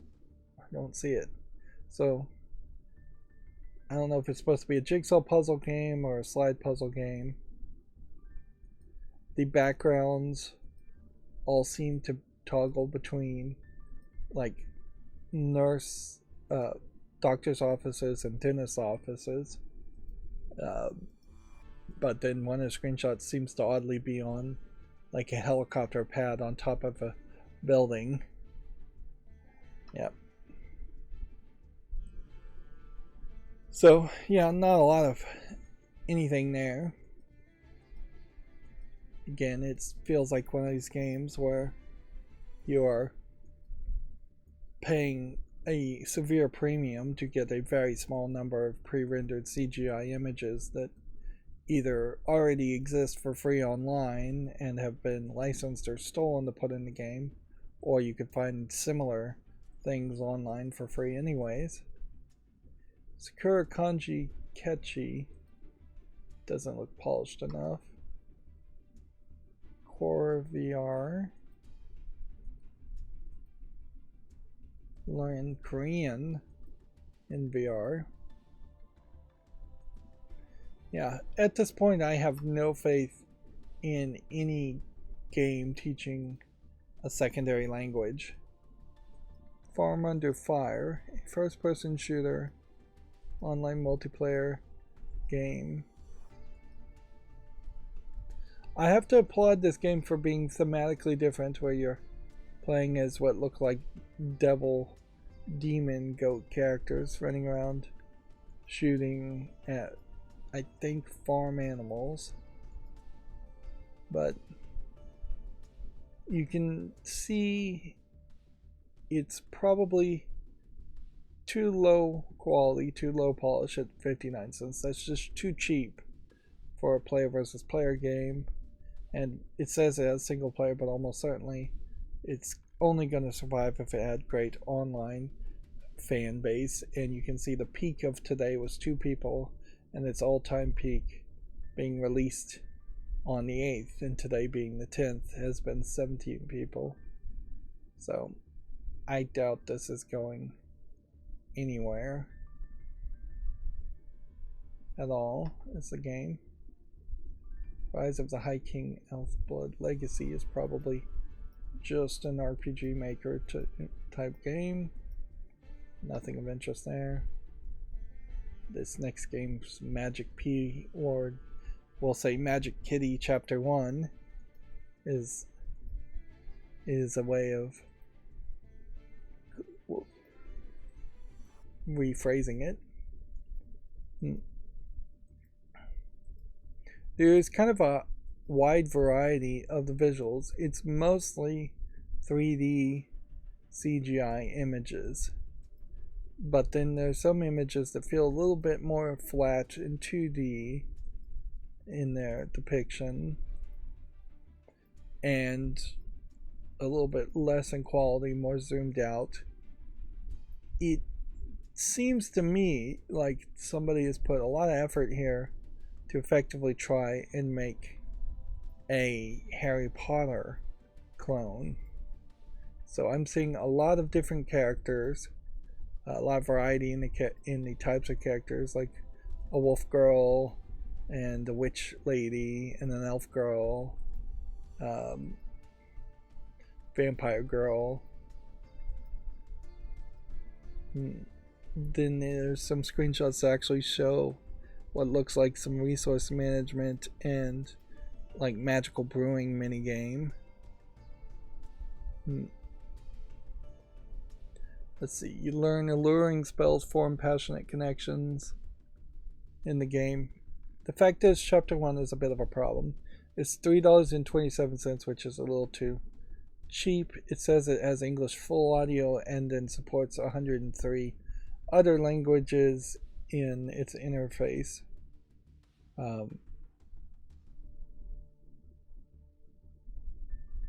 Yeah.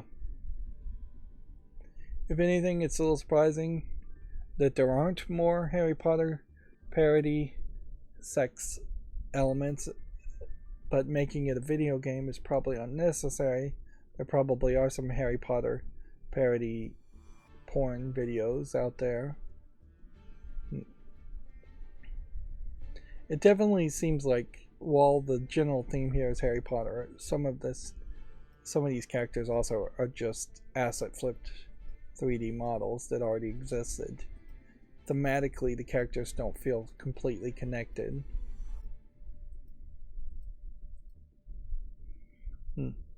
At a certain level, it is worth mentioning that Harry Potter already is basically a fantasy fulfillment story, except for the difference being that Harry Potter is the fantasy of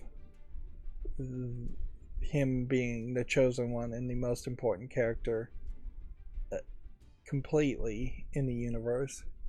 But there is at least 3 or 4 romantic interests that could have been more romantic interests in the Harry Potter series.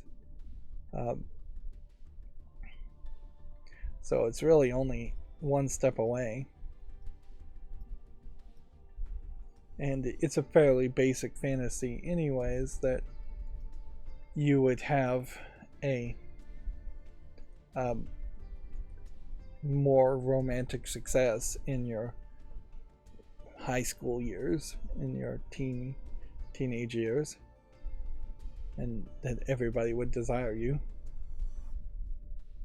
The Harry Potter magic and the world of Harry Potter elements really aren't going to play much of a different role there.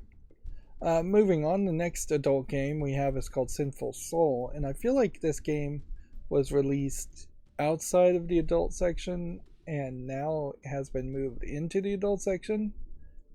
Like, maybe that is the way some of these mistakes get fixed. It's this lady who seems to be, looks like it's a visual novel where a lady finds a private bar and private club, sex club type thing. But yeah, it does seem like it's kind of a choose your own adventure visual novel, and that's about it. It's $9.99. There are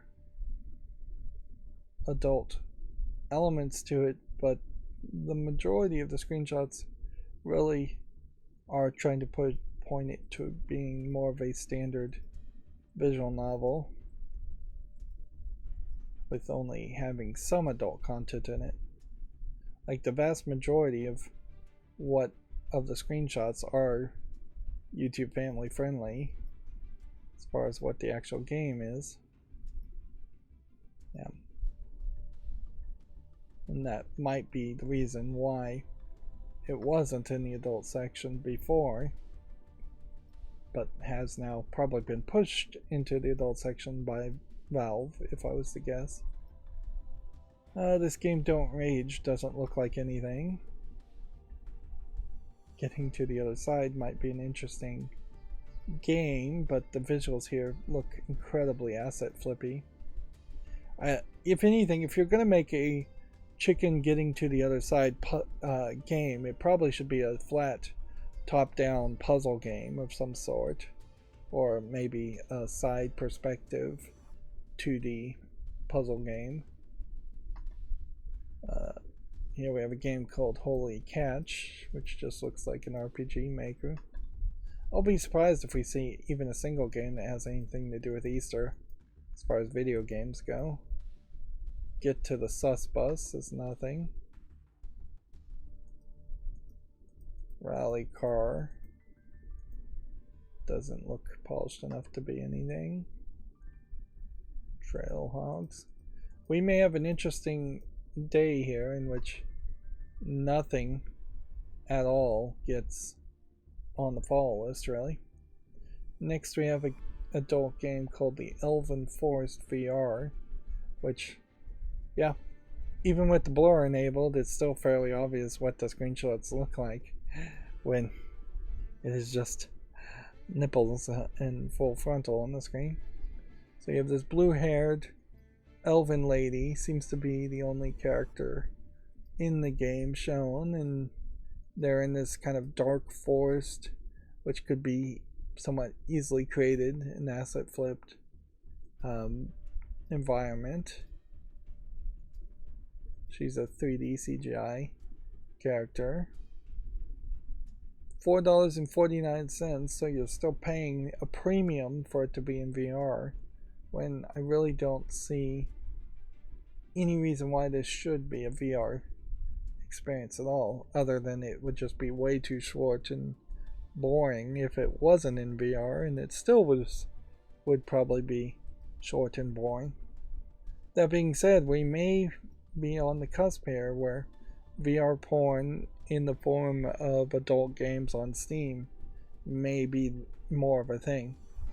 And in all fairness, I would definitely prefer to have VR porn low effort games that are a little bit more polished on Steam compared to just incredibly low effort like 3D CGI visual novels on Steam that have even less effort put into them. This Arcane Nika is a match 3 game. And at a certain point, yeah, I just don't think I want to make YouTube shorts around match 3 Candy Crush games. Like, there's a lot of them that could be made or come out.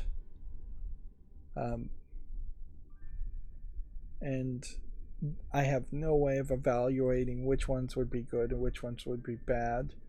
I kind of think they're all bad and kind of dumb gameplay mechanics, and that once you've played the best one of these, or the most relevant one of these, which might be Candy Crush, I don't think Candy Crush really is the best of these, then you don't need to play anymore.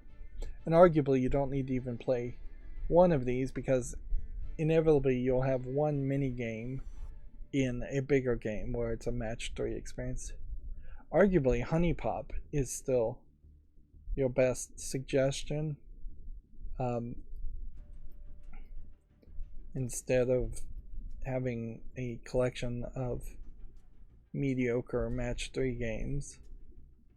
Just playing Honey Pop and having the dating element happen. Hogwarts Legacy is still very popular. The comparison by tags still incredibly terrible on Steam. They really haven't shown any indication that they'd ever improve upon that. Next we have a game called Karpov, which looks like it's a Russian horror story, vampire story. Yeah, English and Russian full audio. I'll give that a chance. It would be kind of ridiculous to exclude all Russian language games just because they invaded Ukraine. The vast majority of Russian garbage games have disappeared from Steam ever since, in recent times anyway, so give this a chance. As far as my YouTube shorts, comments have been somewhat lackluster lately, but And I'm a little surprised by that, actually, because that one YouTube short came out that had the AgeGate video on it and nothing else. And 113 people looked at that, and not a single person bothered to comment on it at all. Which I feel like somebody would have wanted to complain about that in the comments. And see, I feel like that may be where YouTube Shorts will eventually show its flaws, in that it may be such a fast way of ingesting video that people don't interact with it by doing thumbs ups, thumbs downs, or comments, that the current YouTube algorithm will not be able to really handle that. I don't think I want to play a game where I'm simulating gunning down people. Yeah. This looks too realistic for its own good. Like if you had the same game and it was bright and colorful and cartoony and you were shooting aliens or zombies or something, that would look a lot better. And I kind of question whether there are gunships that even exist that can actually hit a human as they're running, as you're flying high above in a helicopter. Because helicopters move really fast. Like, yes, you could probably gun down big cars and buildings, but a single human, I imagine you would potentially unload an entire clip worth of bullets on trying to hit somebody and miss them completely. If you were shooting missiles or something explosive, that would make more sense.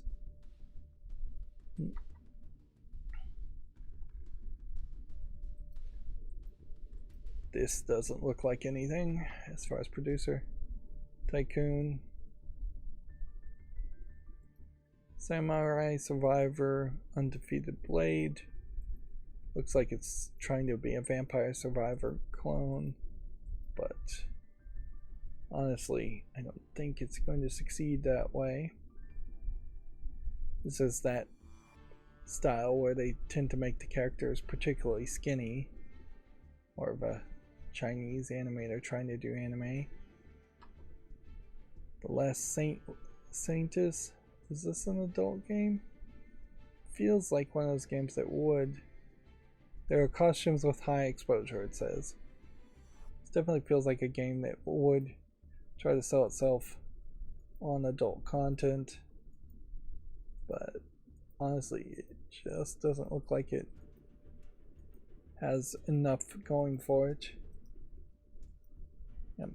This screams a game that tried to be like a Dark Souls clone originally, and then very quickly realized they didn't have the resources or skill to make a Dark Souls clone, so ended up trying to sell it off. There's got to be just an near infinite number of stories of ambitious first-time programmers trying to make giant AAA games and then realizing how difficult that would be and giving up fairly quickly. I think we can say no to Tropical Resort Story. Should I make a YouTube short around this? Yeah, I'll give it a chance. Basketball Club Story. Make the same decision twice. And then here we have an adult game called Dickland Quest. It says Dickland now in 3D. I feel like there was another game that looked similar to this, but I don't think was the same game. This is one of those weird adult games though where it's more adult because it's doing kind of a Rick and Morty comedy thing instead of just trying to be a titillating experience. I don't see anything titillating in this game at all. It's just an adult dirty joke, South Park like joke. I'm gonna put this on the follow list just to see if there's any reception around this. Of course, I'm not going to make a YouTube short around that. Some of these games feel very familiar, though, too. Like this next adult game, Hentai Pink, is just a slide puzzle with a pink-haired anime flat 2D girl. Same character, it seems like, for all the pictures. Selling for 59 cents, claims to have full audio support for all 103 languages on Steam, which obviously is not true. Yeah, even at 59 cents, it's not a game that really looks like it deserves to exist. But yeah, I guess it's better that we don't have Valve saying no to even those low quality games, because every time Valve does censor and say no, it just opens the door to more censorship, and nobody wants censorship in general, even if you might want curation, which is a form of censorship towards a certain quality aesthetic. This Photon Engineer game, I almost want to say yes to it and put it on the follow list. Yeah, I'm gonna be generous and say yes to it. Oops, that was blurred the whole time. Next we have a game called QR Escape, which I think I'll say yes to this too.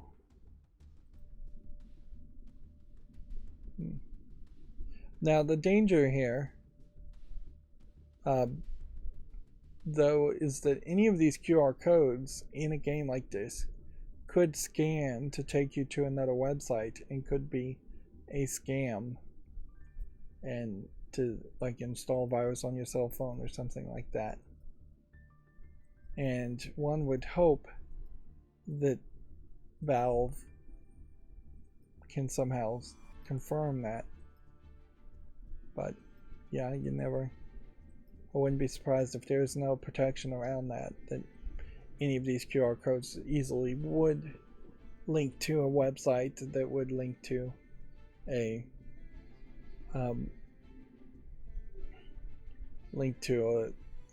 dangerous point.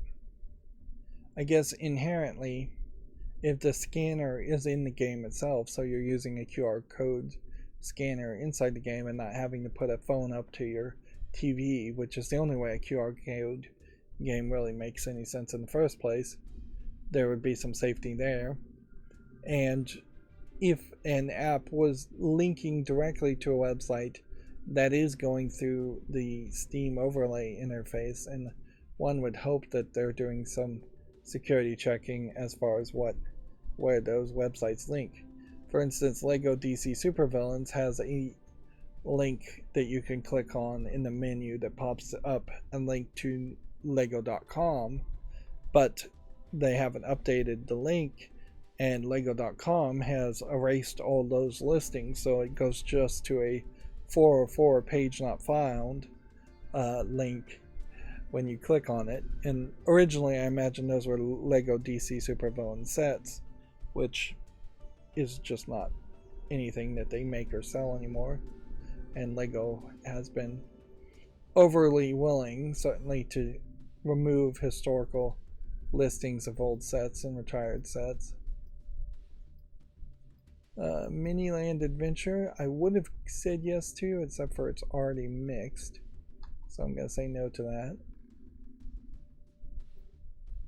Best of 11 doesn't look like it's visually polished enough to interest me. A game called Vera doesn't look visually polished enough. Fear of Mine is some kind of visual novel. I almost feel like I've seen a game by this name before. But yeah, give that a chance. Cat Pipes. I'll give a chance to that. It may very well not be enough of a game.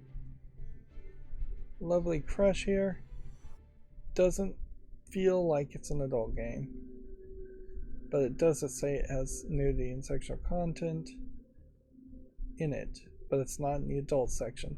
So you're getting kind of this weird situation where there is an inconsistency still as to who's deciding whether something is in the adult section or not. In this case, we have anime cat girl ladies using the Live 2D system that has the characters bouncing back and forth, or something like the Live 2D system. And it is a match 3 cat game. Noticeably, one of the characters, so 90% of the game here is this, and 10% of the game is this.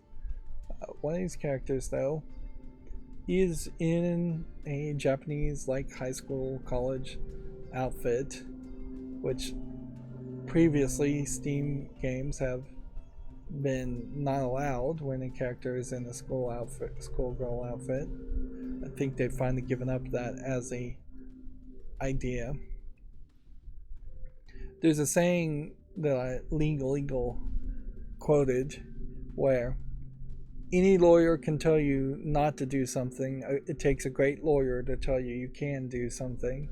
And I feel like they had an average lawyer or a bad lawyer tell them to not allow games with characters in Japanese schoolgirl outfits, which is frankly a lot of games. There's another school outfit. That a lot of visual novels have characters in school outfits, and often they were not disallowing games that had adult content that had a different character involved in the adult content to the character in the school outfits, which really didn't make any sense. Seems like there might be something more to this match 3 game. They are making a good comparison to Honey Pop here, although Honey Pop does have more dating sim content in it. So this puts you in a weird position where I put this on the fall list, and do I make a YouTube short on it? I think I can. We've sat here on YouTube and seen the videos and trailers, and we see that there's a lot of cleavage being shown, but that seems to be about it. So moving on, we have a game called Godfist, which I don't think visually interests me enough to do anything with. Maybe that's too opinion based. Jetpack 2 just looks like garbage, however. Fateful Mages. Again, this feels like something that would be an adult game, although this time there's no adult content, mature content warning at all. So it seems like it's a collection of characters, slightly different visual style, I would say, away from anime, and you jigsaw puzzle them to unlock the characters, and then you read the stories, and maybe there's a secondary puzzle around the story of their you read the story and then you decide their fate based on a single choice, I think, based on the story, which is something different than just having a jigsaw puzzle. We'd really just have to love this art, though, and I'm not sure I particularly love this art, nor do I feel like there's quite enough here as a concept. It is a nice polish away from something that could easily have just been text-based. By merging a simplistic text game with a simplistic jigsaw puzzle game, you now have a slightly less than simplistic game for $1.19. But I still just don't think that there's enough here. Visuals are not necessarily final and may be subject to change. So if you buy the game now based on the visuals, they could change it completely, which really should not be selling a product if the visuals and most of the game are not final. So I'm gonna say not do anything with that. Hypermarket Tycoon Manager doesn't look like anything. Can you dodge the music? Looks like it's probably a rhythm game. I'll make a YouTube short around that just in case somebody else likes it. I don't want to play something like that though. Alcove Fox I'll give a chance to. Cynthia Hidden in the Moon Shadow. Looks like it's a archery adventure game. Potentially a good looking game there. Yeah, I was really afraid we were going to end up not having a single game to make YouTube shorts around and or put on the fall list, and now it started to catch up. I guess that is possible that things that were on the 9th or the 8th were worse quality because that was just over the Easter weekend. This doesn't look like anything. And now that we're looking at games that were released earlier today on the 10th, we're starting to see some games with some actual promise. But we still are seeing a lot of games that I'm having an easy time dismissing as being nothing. Plants vs. Zombies type tower defense game. We'll give it a chance. We have only 2 more games to talk about, and so that probably implies that we aren't going to see any more adult games. This is just a hidden object game, all in yellow. I don't know why you'd want it all to be in yellow. So now we're at the GameDeveloper.com articles, which GameDeveloper.com is owned by the same parent company as GDC, so this would be both telling if we don't have any articles about the alleged attacks that happened at GDC, or if we do have articles about the alleged attacks. If these alleged attacks happened at PAX, or that was not run by the same parent company as GameDeveloper.com, then GameDeveloper.com would definitely be reporting on these allegations. And yeah, this isn't just video game news reporters. Allegations and things against CNN are not reported on at the same level or in the same way as allegations against, say, Fox News by CNN. There is a lack of the disconnect there that almost certainly would always exist when you're an interested party. But our GameDeveloper.com first article says CMA's Microsoft reversal is surprising and irrational. Surprising and irrational as a quote from the lawyers hired by Sony, so effectively directly from Sony, is very much in line with their patent lawyers calling other controllers inferior. It seems to be very much a standard way in which Sony chooses its words to be very loaded and aggressive. And in a lot of ways, Sony using those words may very well cause more of a backlash, where the CMA may have been more willing to hear Sony's sides in future claims or future cases. They are probably less more willing to listen now. Let's see. Resident Evil 4 Remake hits 4 million copies sold. They are also misreporting on this. 2, because it's shipments.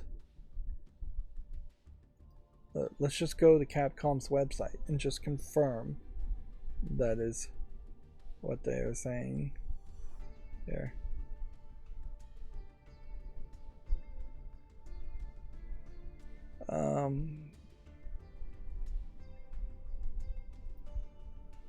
Allow cookies, I guess. Resident Evil franchise. Shipments of the game series now exceed 135 million units. Asterisks.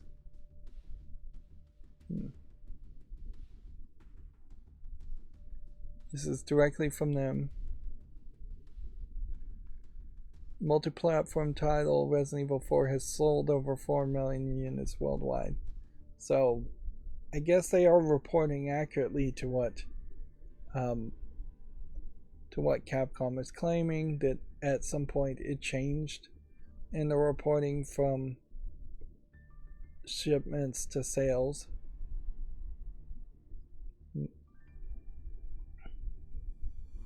Which, okay, fine. So I retract my complaint previously. It does seem like Capcom has reported sales, and this is being reported accurately. Yep, I still kind of feel like GameDeveloper.com and Video Games Chronicles have some problems, but in this case they were reporting accurately, and I was making an assumption from a previous bit of information. Capcom jumping around and changing how it measures numbers, making it difficult to follow the plot. Moving on, the Ninja Turtle Cowabunga collection sells 1 million copies, which again I will assume that's accurate. And so 1 million of Ninja Turtle Cowabunga collection, 4 million of Resident Evil 4. It does potentially highlight that a successful game can be in a fairly wide range as far as number of millions of units sold. And honestly, a lot of games are probably very successful if they sold even 300,000 units. And then there are some games out there that probably have sold hundreds of millions of copies, maybe. I don't know. Minecraft would be the biggest number, probably, as far as number of units sold. Here's that story I was talking about earlier. Microsoft has shut down third-party emulation on the Xbox Series X and Series S over on the Series X, Series S. Unofficial emulators are out as Microsoft cracks down on third-party apps that let players access games on from older console hardware.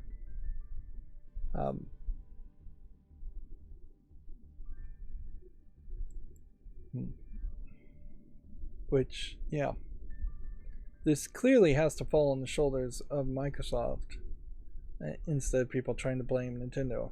Yes, Nintendo definitely deserves a lot of blame for cracking down on emulators and trying to stop emulators from existing, but Nintendo does not have control over what Microsoft does. And yeah, you can take this one way. It's definitely being sold as them cracking down on emulators, but I think it really may be more of a case that they're just cracking down on third-party development software in general.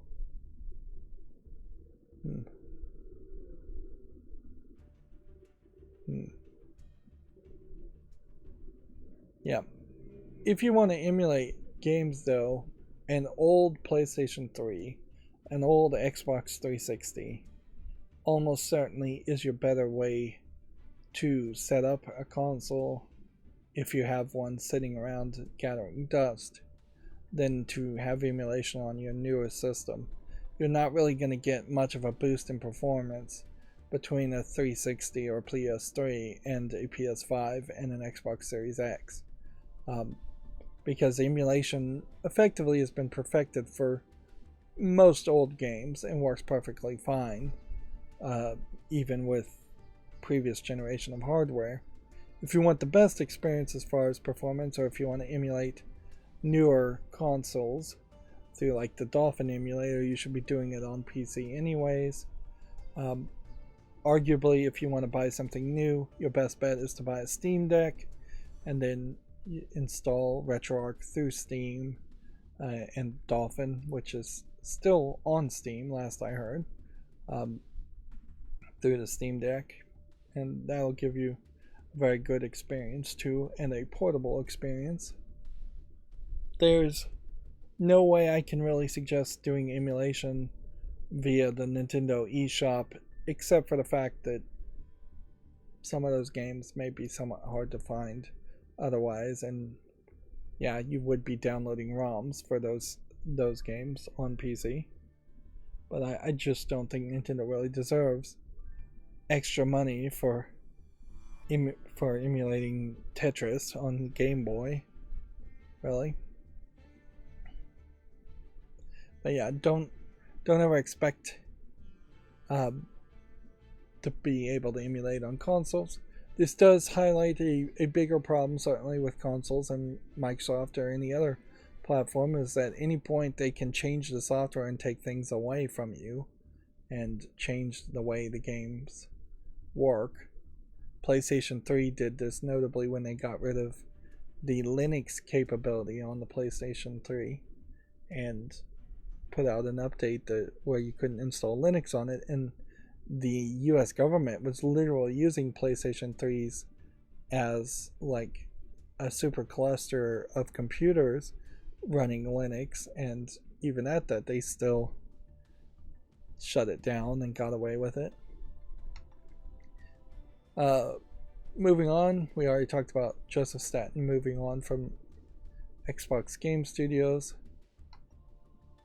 And then there's been, doesn't seem like a lot of positive reception around the idea of Ark Survival Evolved Remaster getting a standalone release for $60 and them shutting down the servers for Ark Survival Evolved, the original Ark Survival Evolved, and them also delaying Ark Survival 2.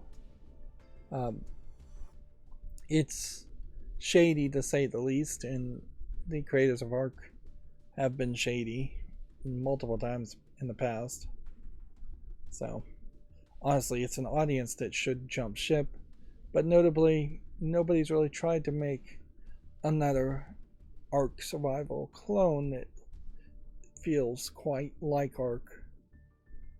I don't know if Ark is really that popular either. I imagine a lot of people who played Ark originally have long since jumped to something like Fortnite or some other survival shooter game. Here is an interesting story that I probably should have talked about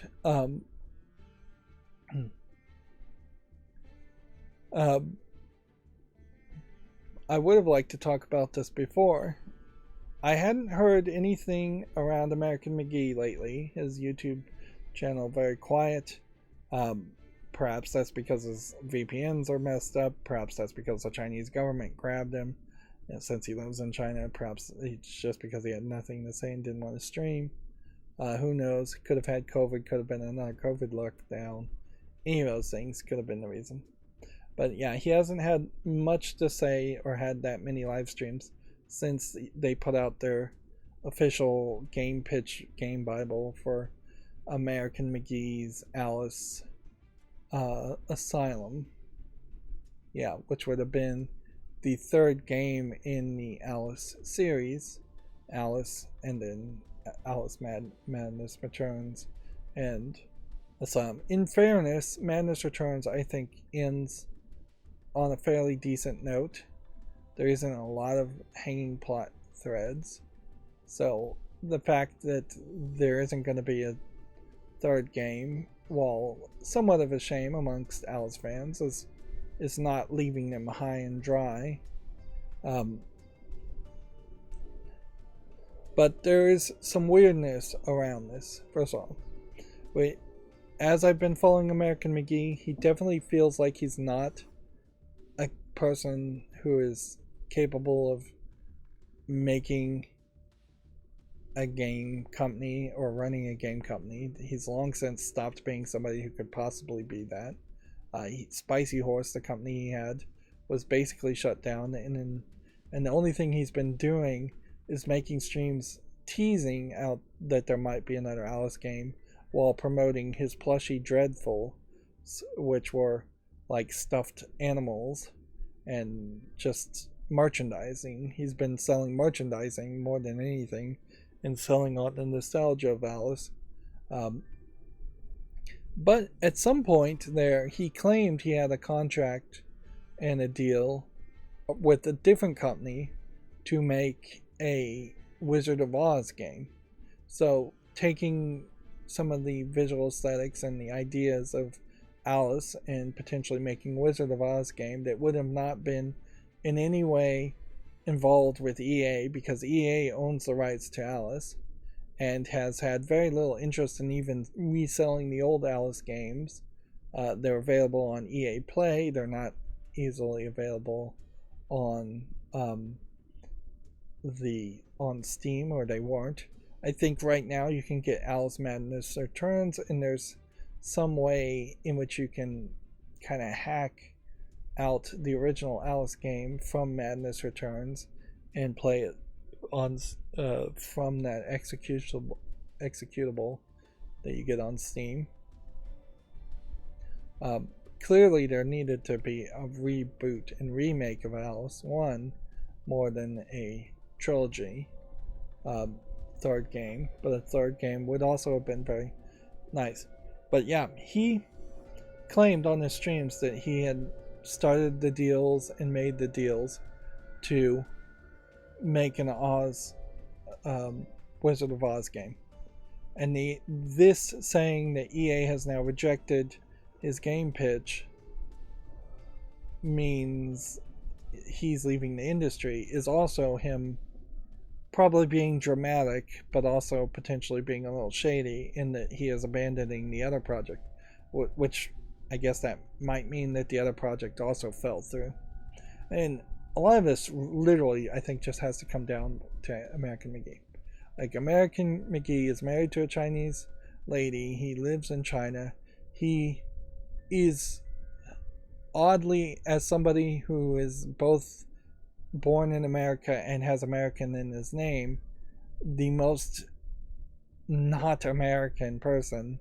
And Western relations, United States, and just the West in general, EA, is a Western company with China, is not great. The amount of censorship that China puts on games released in China and very possibly games developed in China is very heavy. So he's just not really in a good place or a good proponent to be involved with an Alice game. And honestly, it would have been nicer if EA actually cared to make an Alice game, if they said, actually, let's just pay you to shut up and pretend like you're involved when you really aren't, and just and let's just let EA make a new Alice game since they own the rights to it, even though American McGee's name is on it. If anything, I bet EA really hates the idea that American McGee's name is on the two previous games. They hate, I imagine most big game companies don't want to credit anybody for anything. They want it to be EA's Alice, not American McGee's Alice. And that still could happen. This could very much be a case where the EA's rejection is leading to him quitting the game industry, so then EA could just make their own Alice game. The fact that they're even considering it does imply that they might do something eventually.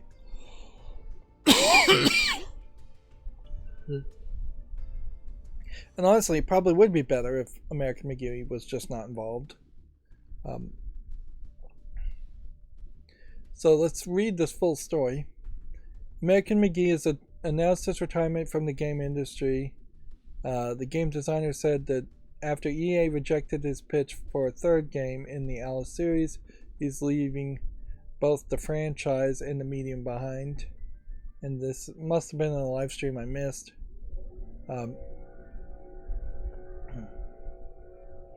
Quote, I have no other ideas or energy left to apply towards getting a new Alice game made.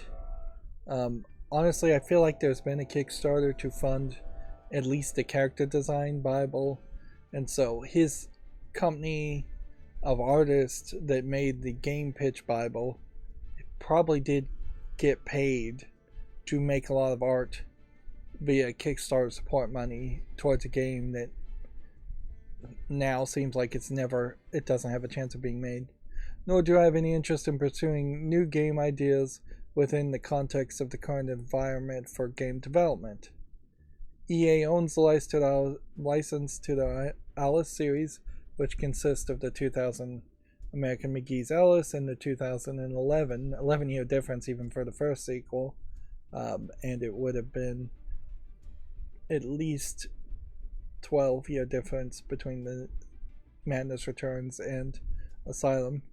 Following the release of the latter game, he's been trying to get a third entity known as Alice Asylum off the ground for over a decade, which, yeah, the fact that he's been working for a decade. Outside of the Alice series, McGee has also done design and technical support on games such as the original Doom, GoldenEye Rogue Agent, and American McGee's Grimm. According to McGee, the publisher passed on the Alice Asylum due to, quote, an internal analysis of the IP market conditions and details of the production proposal. Which, yeah, I didn't look at the design Bible, but it basically looked like general ideas for a general 3D platforming game, and there aren't that many 3D platforming games that get made these days as far as a 3D platformer Mario type game. At this point, he continued, we have exhausted every option for getting a new Alice game made. With those answers from EA, there's no other way forward with the project. Now, inherently, American McGee has to be called kind of dumb, in that instead of spending 10 years making a game called Alice Asylum, he could have easily been spending 10 years making a game called anything else. And it could have just been a spiritual successor to Alice Madness Returns. And it could have felt a lot like it. Because while EA has the rights to the Alice game series name, EA does not own the rights to Alice in Wonderland. The black-haired Alice may be copyrighted by EA, and the bloody knife and the symbols, zodiac alchemistry symbols, all of that may be copyrighted, but you could easily have moved to a different character. You could have made a Sleeping Beauty game. You could have made a Wizard of Oz game for the past 10 years. You could have staying with the Alice in Wonderland concept really just doesn't matter at all. You could probably even have a character named Alice if you wanted to, and EA wouldn't be able to sue you for that. But his obsession with making it the third Alice game locked him into doing business with EA, who owns the license, and EA just doesn't have an interest in that. EA barely puts out any games other than EA Sports games, and it's been that way for the 10 years he's been working on it.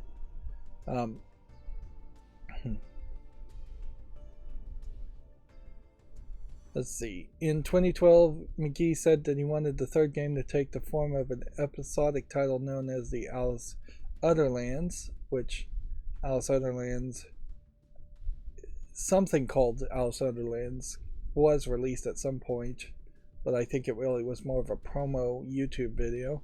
Later in 2017, and now called Asylum, he revealed he'd made a license proposal for EA to look at, which featured the design outline and a production plan he'd made in collaboration with Virtuous Games. McGee has said that going forward, he'll continue to focus on his family and Mysterious, the company he and his wife, Yini Zhang, founded, that releases art and apparel based on his work. So the merchandise, yeah. Which, yeah. Basically, in a lot of ways, it feels like he's been doing this long con for 10 years, promising something that he probably knew would never come to fruition even 10 years ago, and selling merchandise.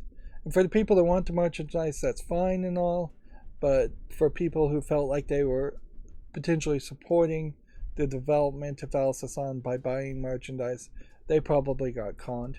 What's not being mentioned here at all is the Oz game. Why is that? And in fairness, I also think it's worth pointing out, here we have like a picture of Alice characters that looks nothing like the Alice of the EA games. So the art 10 years later plus is going to be off with different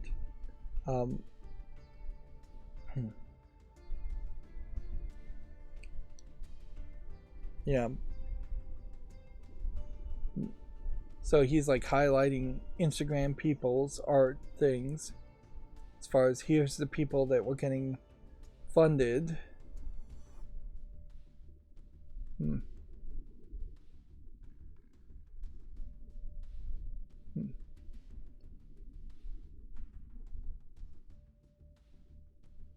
in a lot of ways, I feel like he's going to probably go in circles. This statement's a lot longer. And he'll come back in a few years and say, well, EA is actually now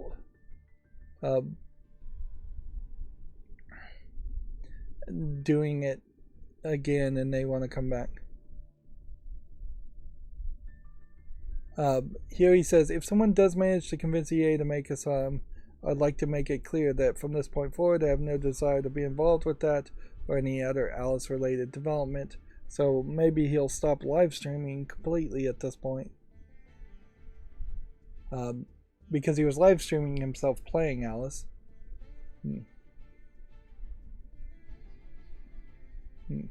Yeah, the Patreon supporters, he calls them insane children as a nickname.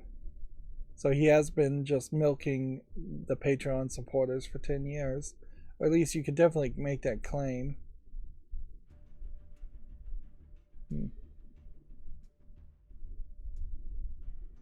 And yeah. So what it definitely comes down to, like, what happened to the Oz project.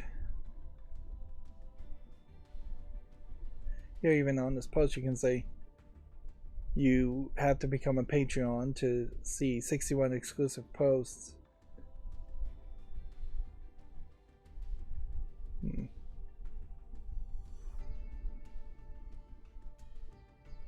Yeah. Yeah, I don't know if there's anything else to really say here, other than it seems like everything you would have feared around American McGee has been once again proven, in that the idea of there being another Alice game has always been pie in the sky thinking, and that as long as EA owns the license, it's just never going to happen. And then American McGee has really not been the right person to be in charge of making any video game, it seems, because Oz has either failed and I didn't even hear about it, or it's just being ignored. If everything is to be believed, and honestly I have a hard time actually believing him, and he is now done with video games completely, that's probably the right move. I'm not sure that his actual post says he is done with video games as much as he's done with Alice games. And so he may show up and say, actually, we are still doing the Oz stuff.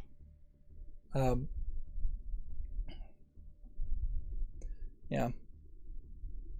Meanwhile, he would have been much better off just making games. But he really ruined his own career once he kind of went pro-China and moved to China and started to have a family in China.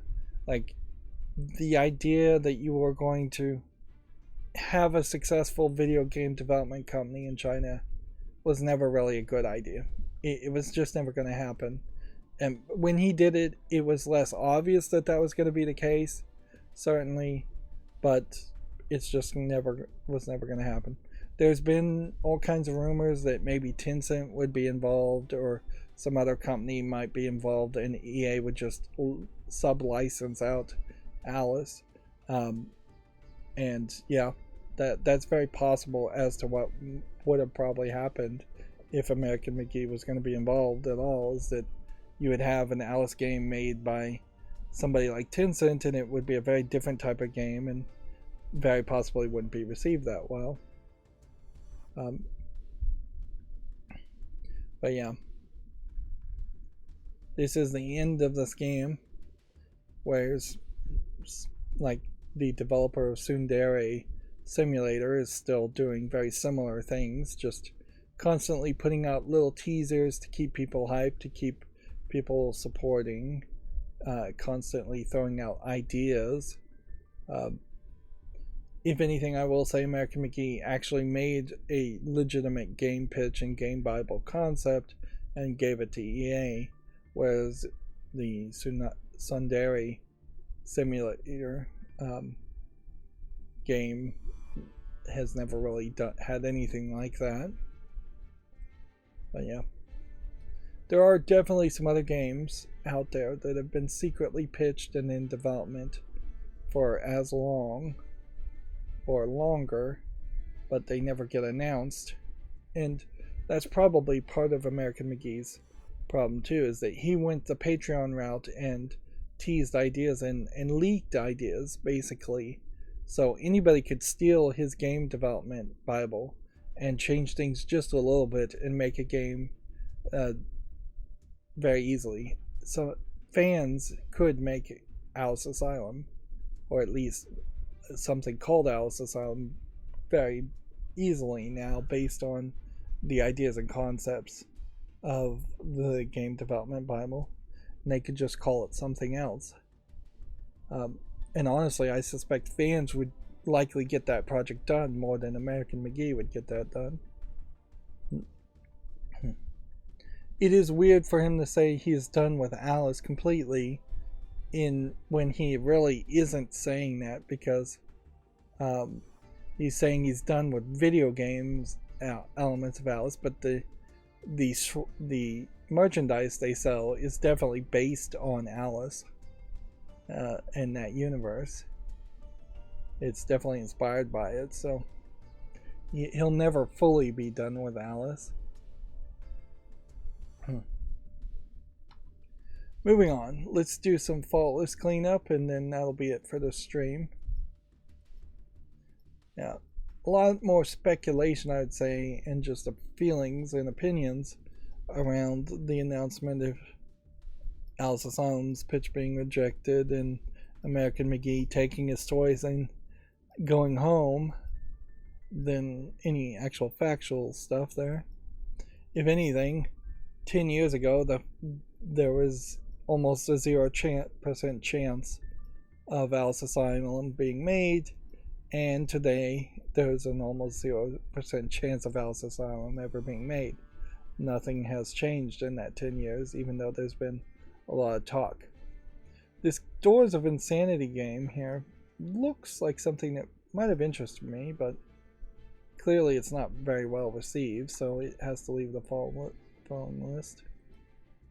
Door Kickers 2 is early access from 2020. It's overwhelmingly positive, but honestly I should just get rid of it for being in early access this long. Then I wonder if there's Door Kickers 1 that's on the wish list. Yeah. 2014 Door Kickers 1, very positive. It honestly doesn't look like a game I really would want to play, but whatever. I'll leave it on the wish list since it follows the rules.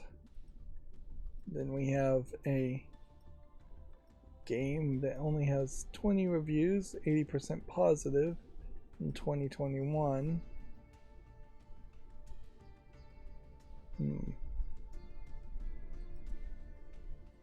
I don't think there's a consistent enough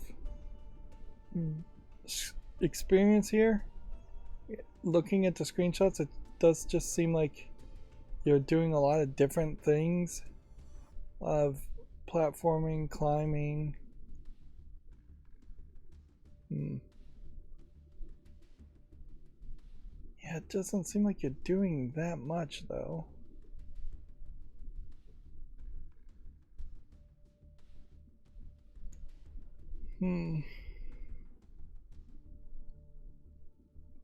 Yeah, I'm gonna say no to this. Just doesn't quite have that hook that would make me want to play it. Doomsday Hunters is a twin stick shooter. It's interesting, it has this top-down isometric view, it seems, for most cases, and yet the trailer has this like Doom first-person mode, which I almost wonder if there's a super mode where it goes like that. Well, regardless, it's positively reviewed, but once again you have something from 2020 in early access, so I'm just going to get rid of it. The truth is I just have so many games and so little time left. Like, I'm approaching a Steam library where I will die before I could possibly play all of the games. Doom the hell, I'll put in the wish list. So some level of getting rid of things because they are perpetually in early access is reasonable. Doom Worker. Prevent the working robots from finishing construction and save the forest. Seems to be the goal. So you're killing the robots?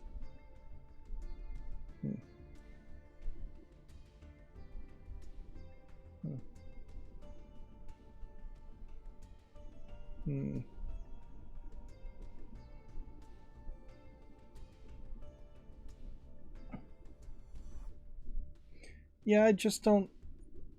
It's like a reverse Lemmings game where you're trying to kill the lemmings instead of save the lemmings. And I just don't think there's quite enough there to justify that.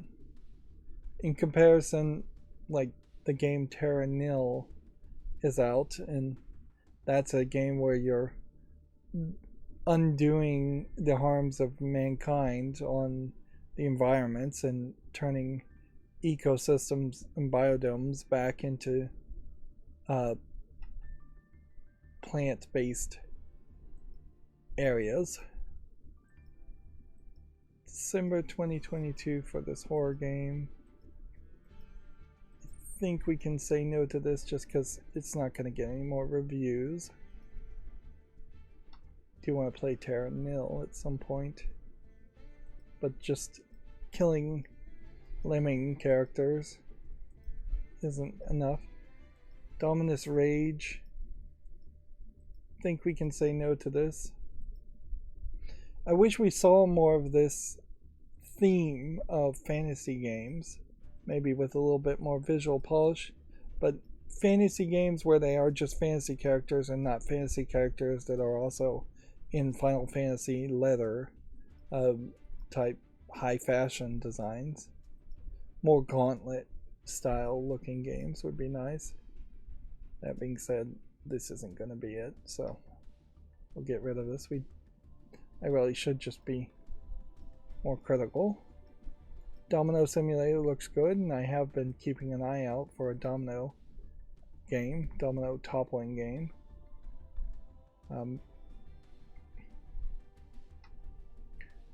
Domino Sandbox, on the other hand, it's not well received. So I'm going to say no to that one.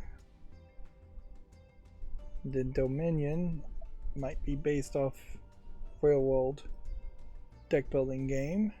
It's rated very positively, but it's early access. But in this case, because I think this is based off a real world game, I may leave it on the following list. Of course, it may never get another update. There really should be some point where at least Valve gets annoying, where they start emailing people that have games marked as early access to say, hey, your game is still marked as early access and hasn't had an update in a very long time.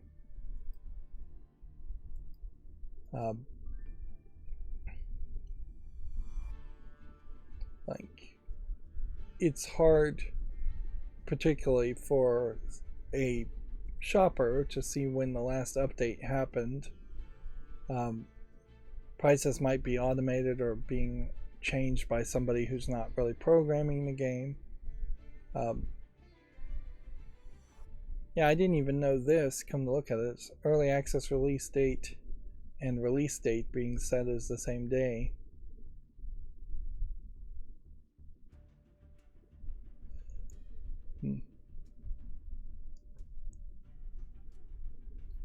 Alright, well, that is that. I think we'll probably have more to say on Wednesday, and meanwhile I'll have some stuff to work on until Wednesday. That's going to be it for the stream. As always, I ask you to like, share, subscribe, comment, and watch every second of my videos. If you want to friend or follow me on any social media sites, there's a bunch of links down below. And if you want to support me further, there's a link to Patreon, or you can friend me on Steam and gift me a game off my wishlist. Thank you for watching. Have a good evening.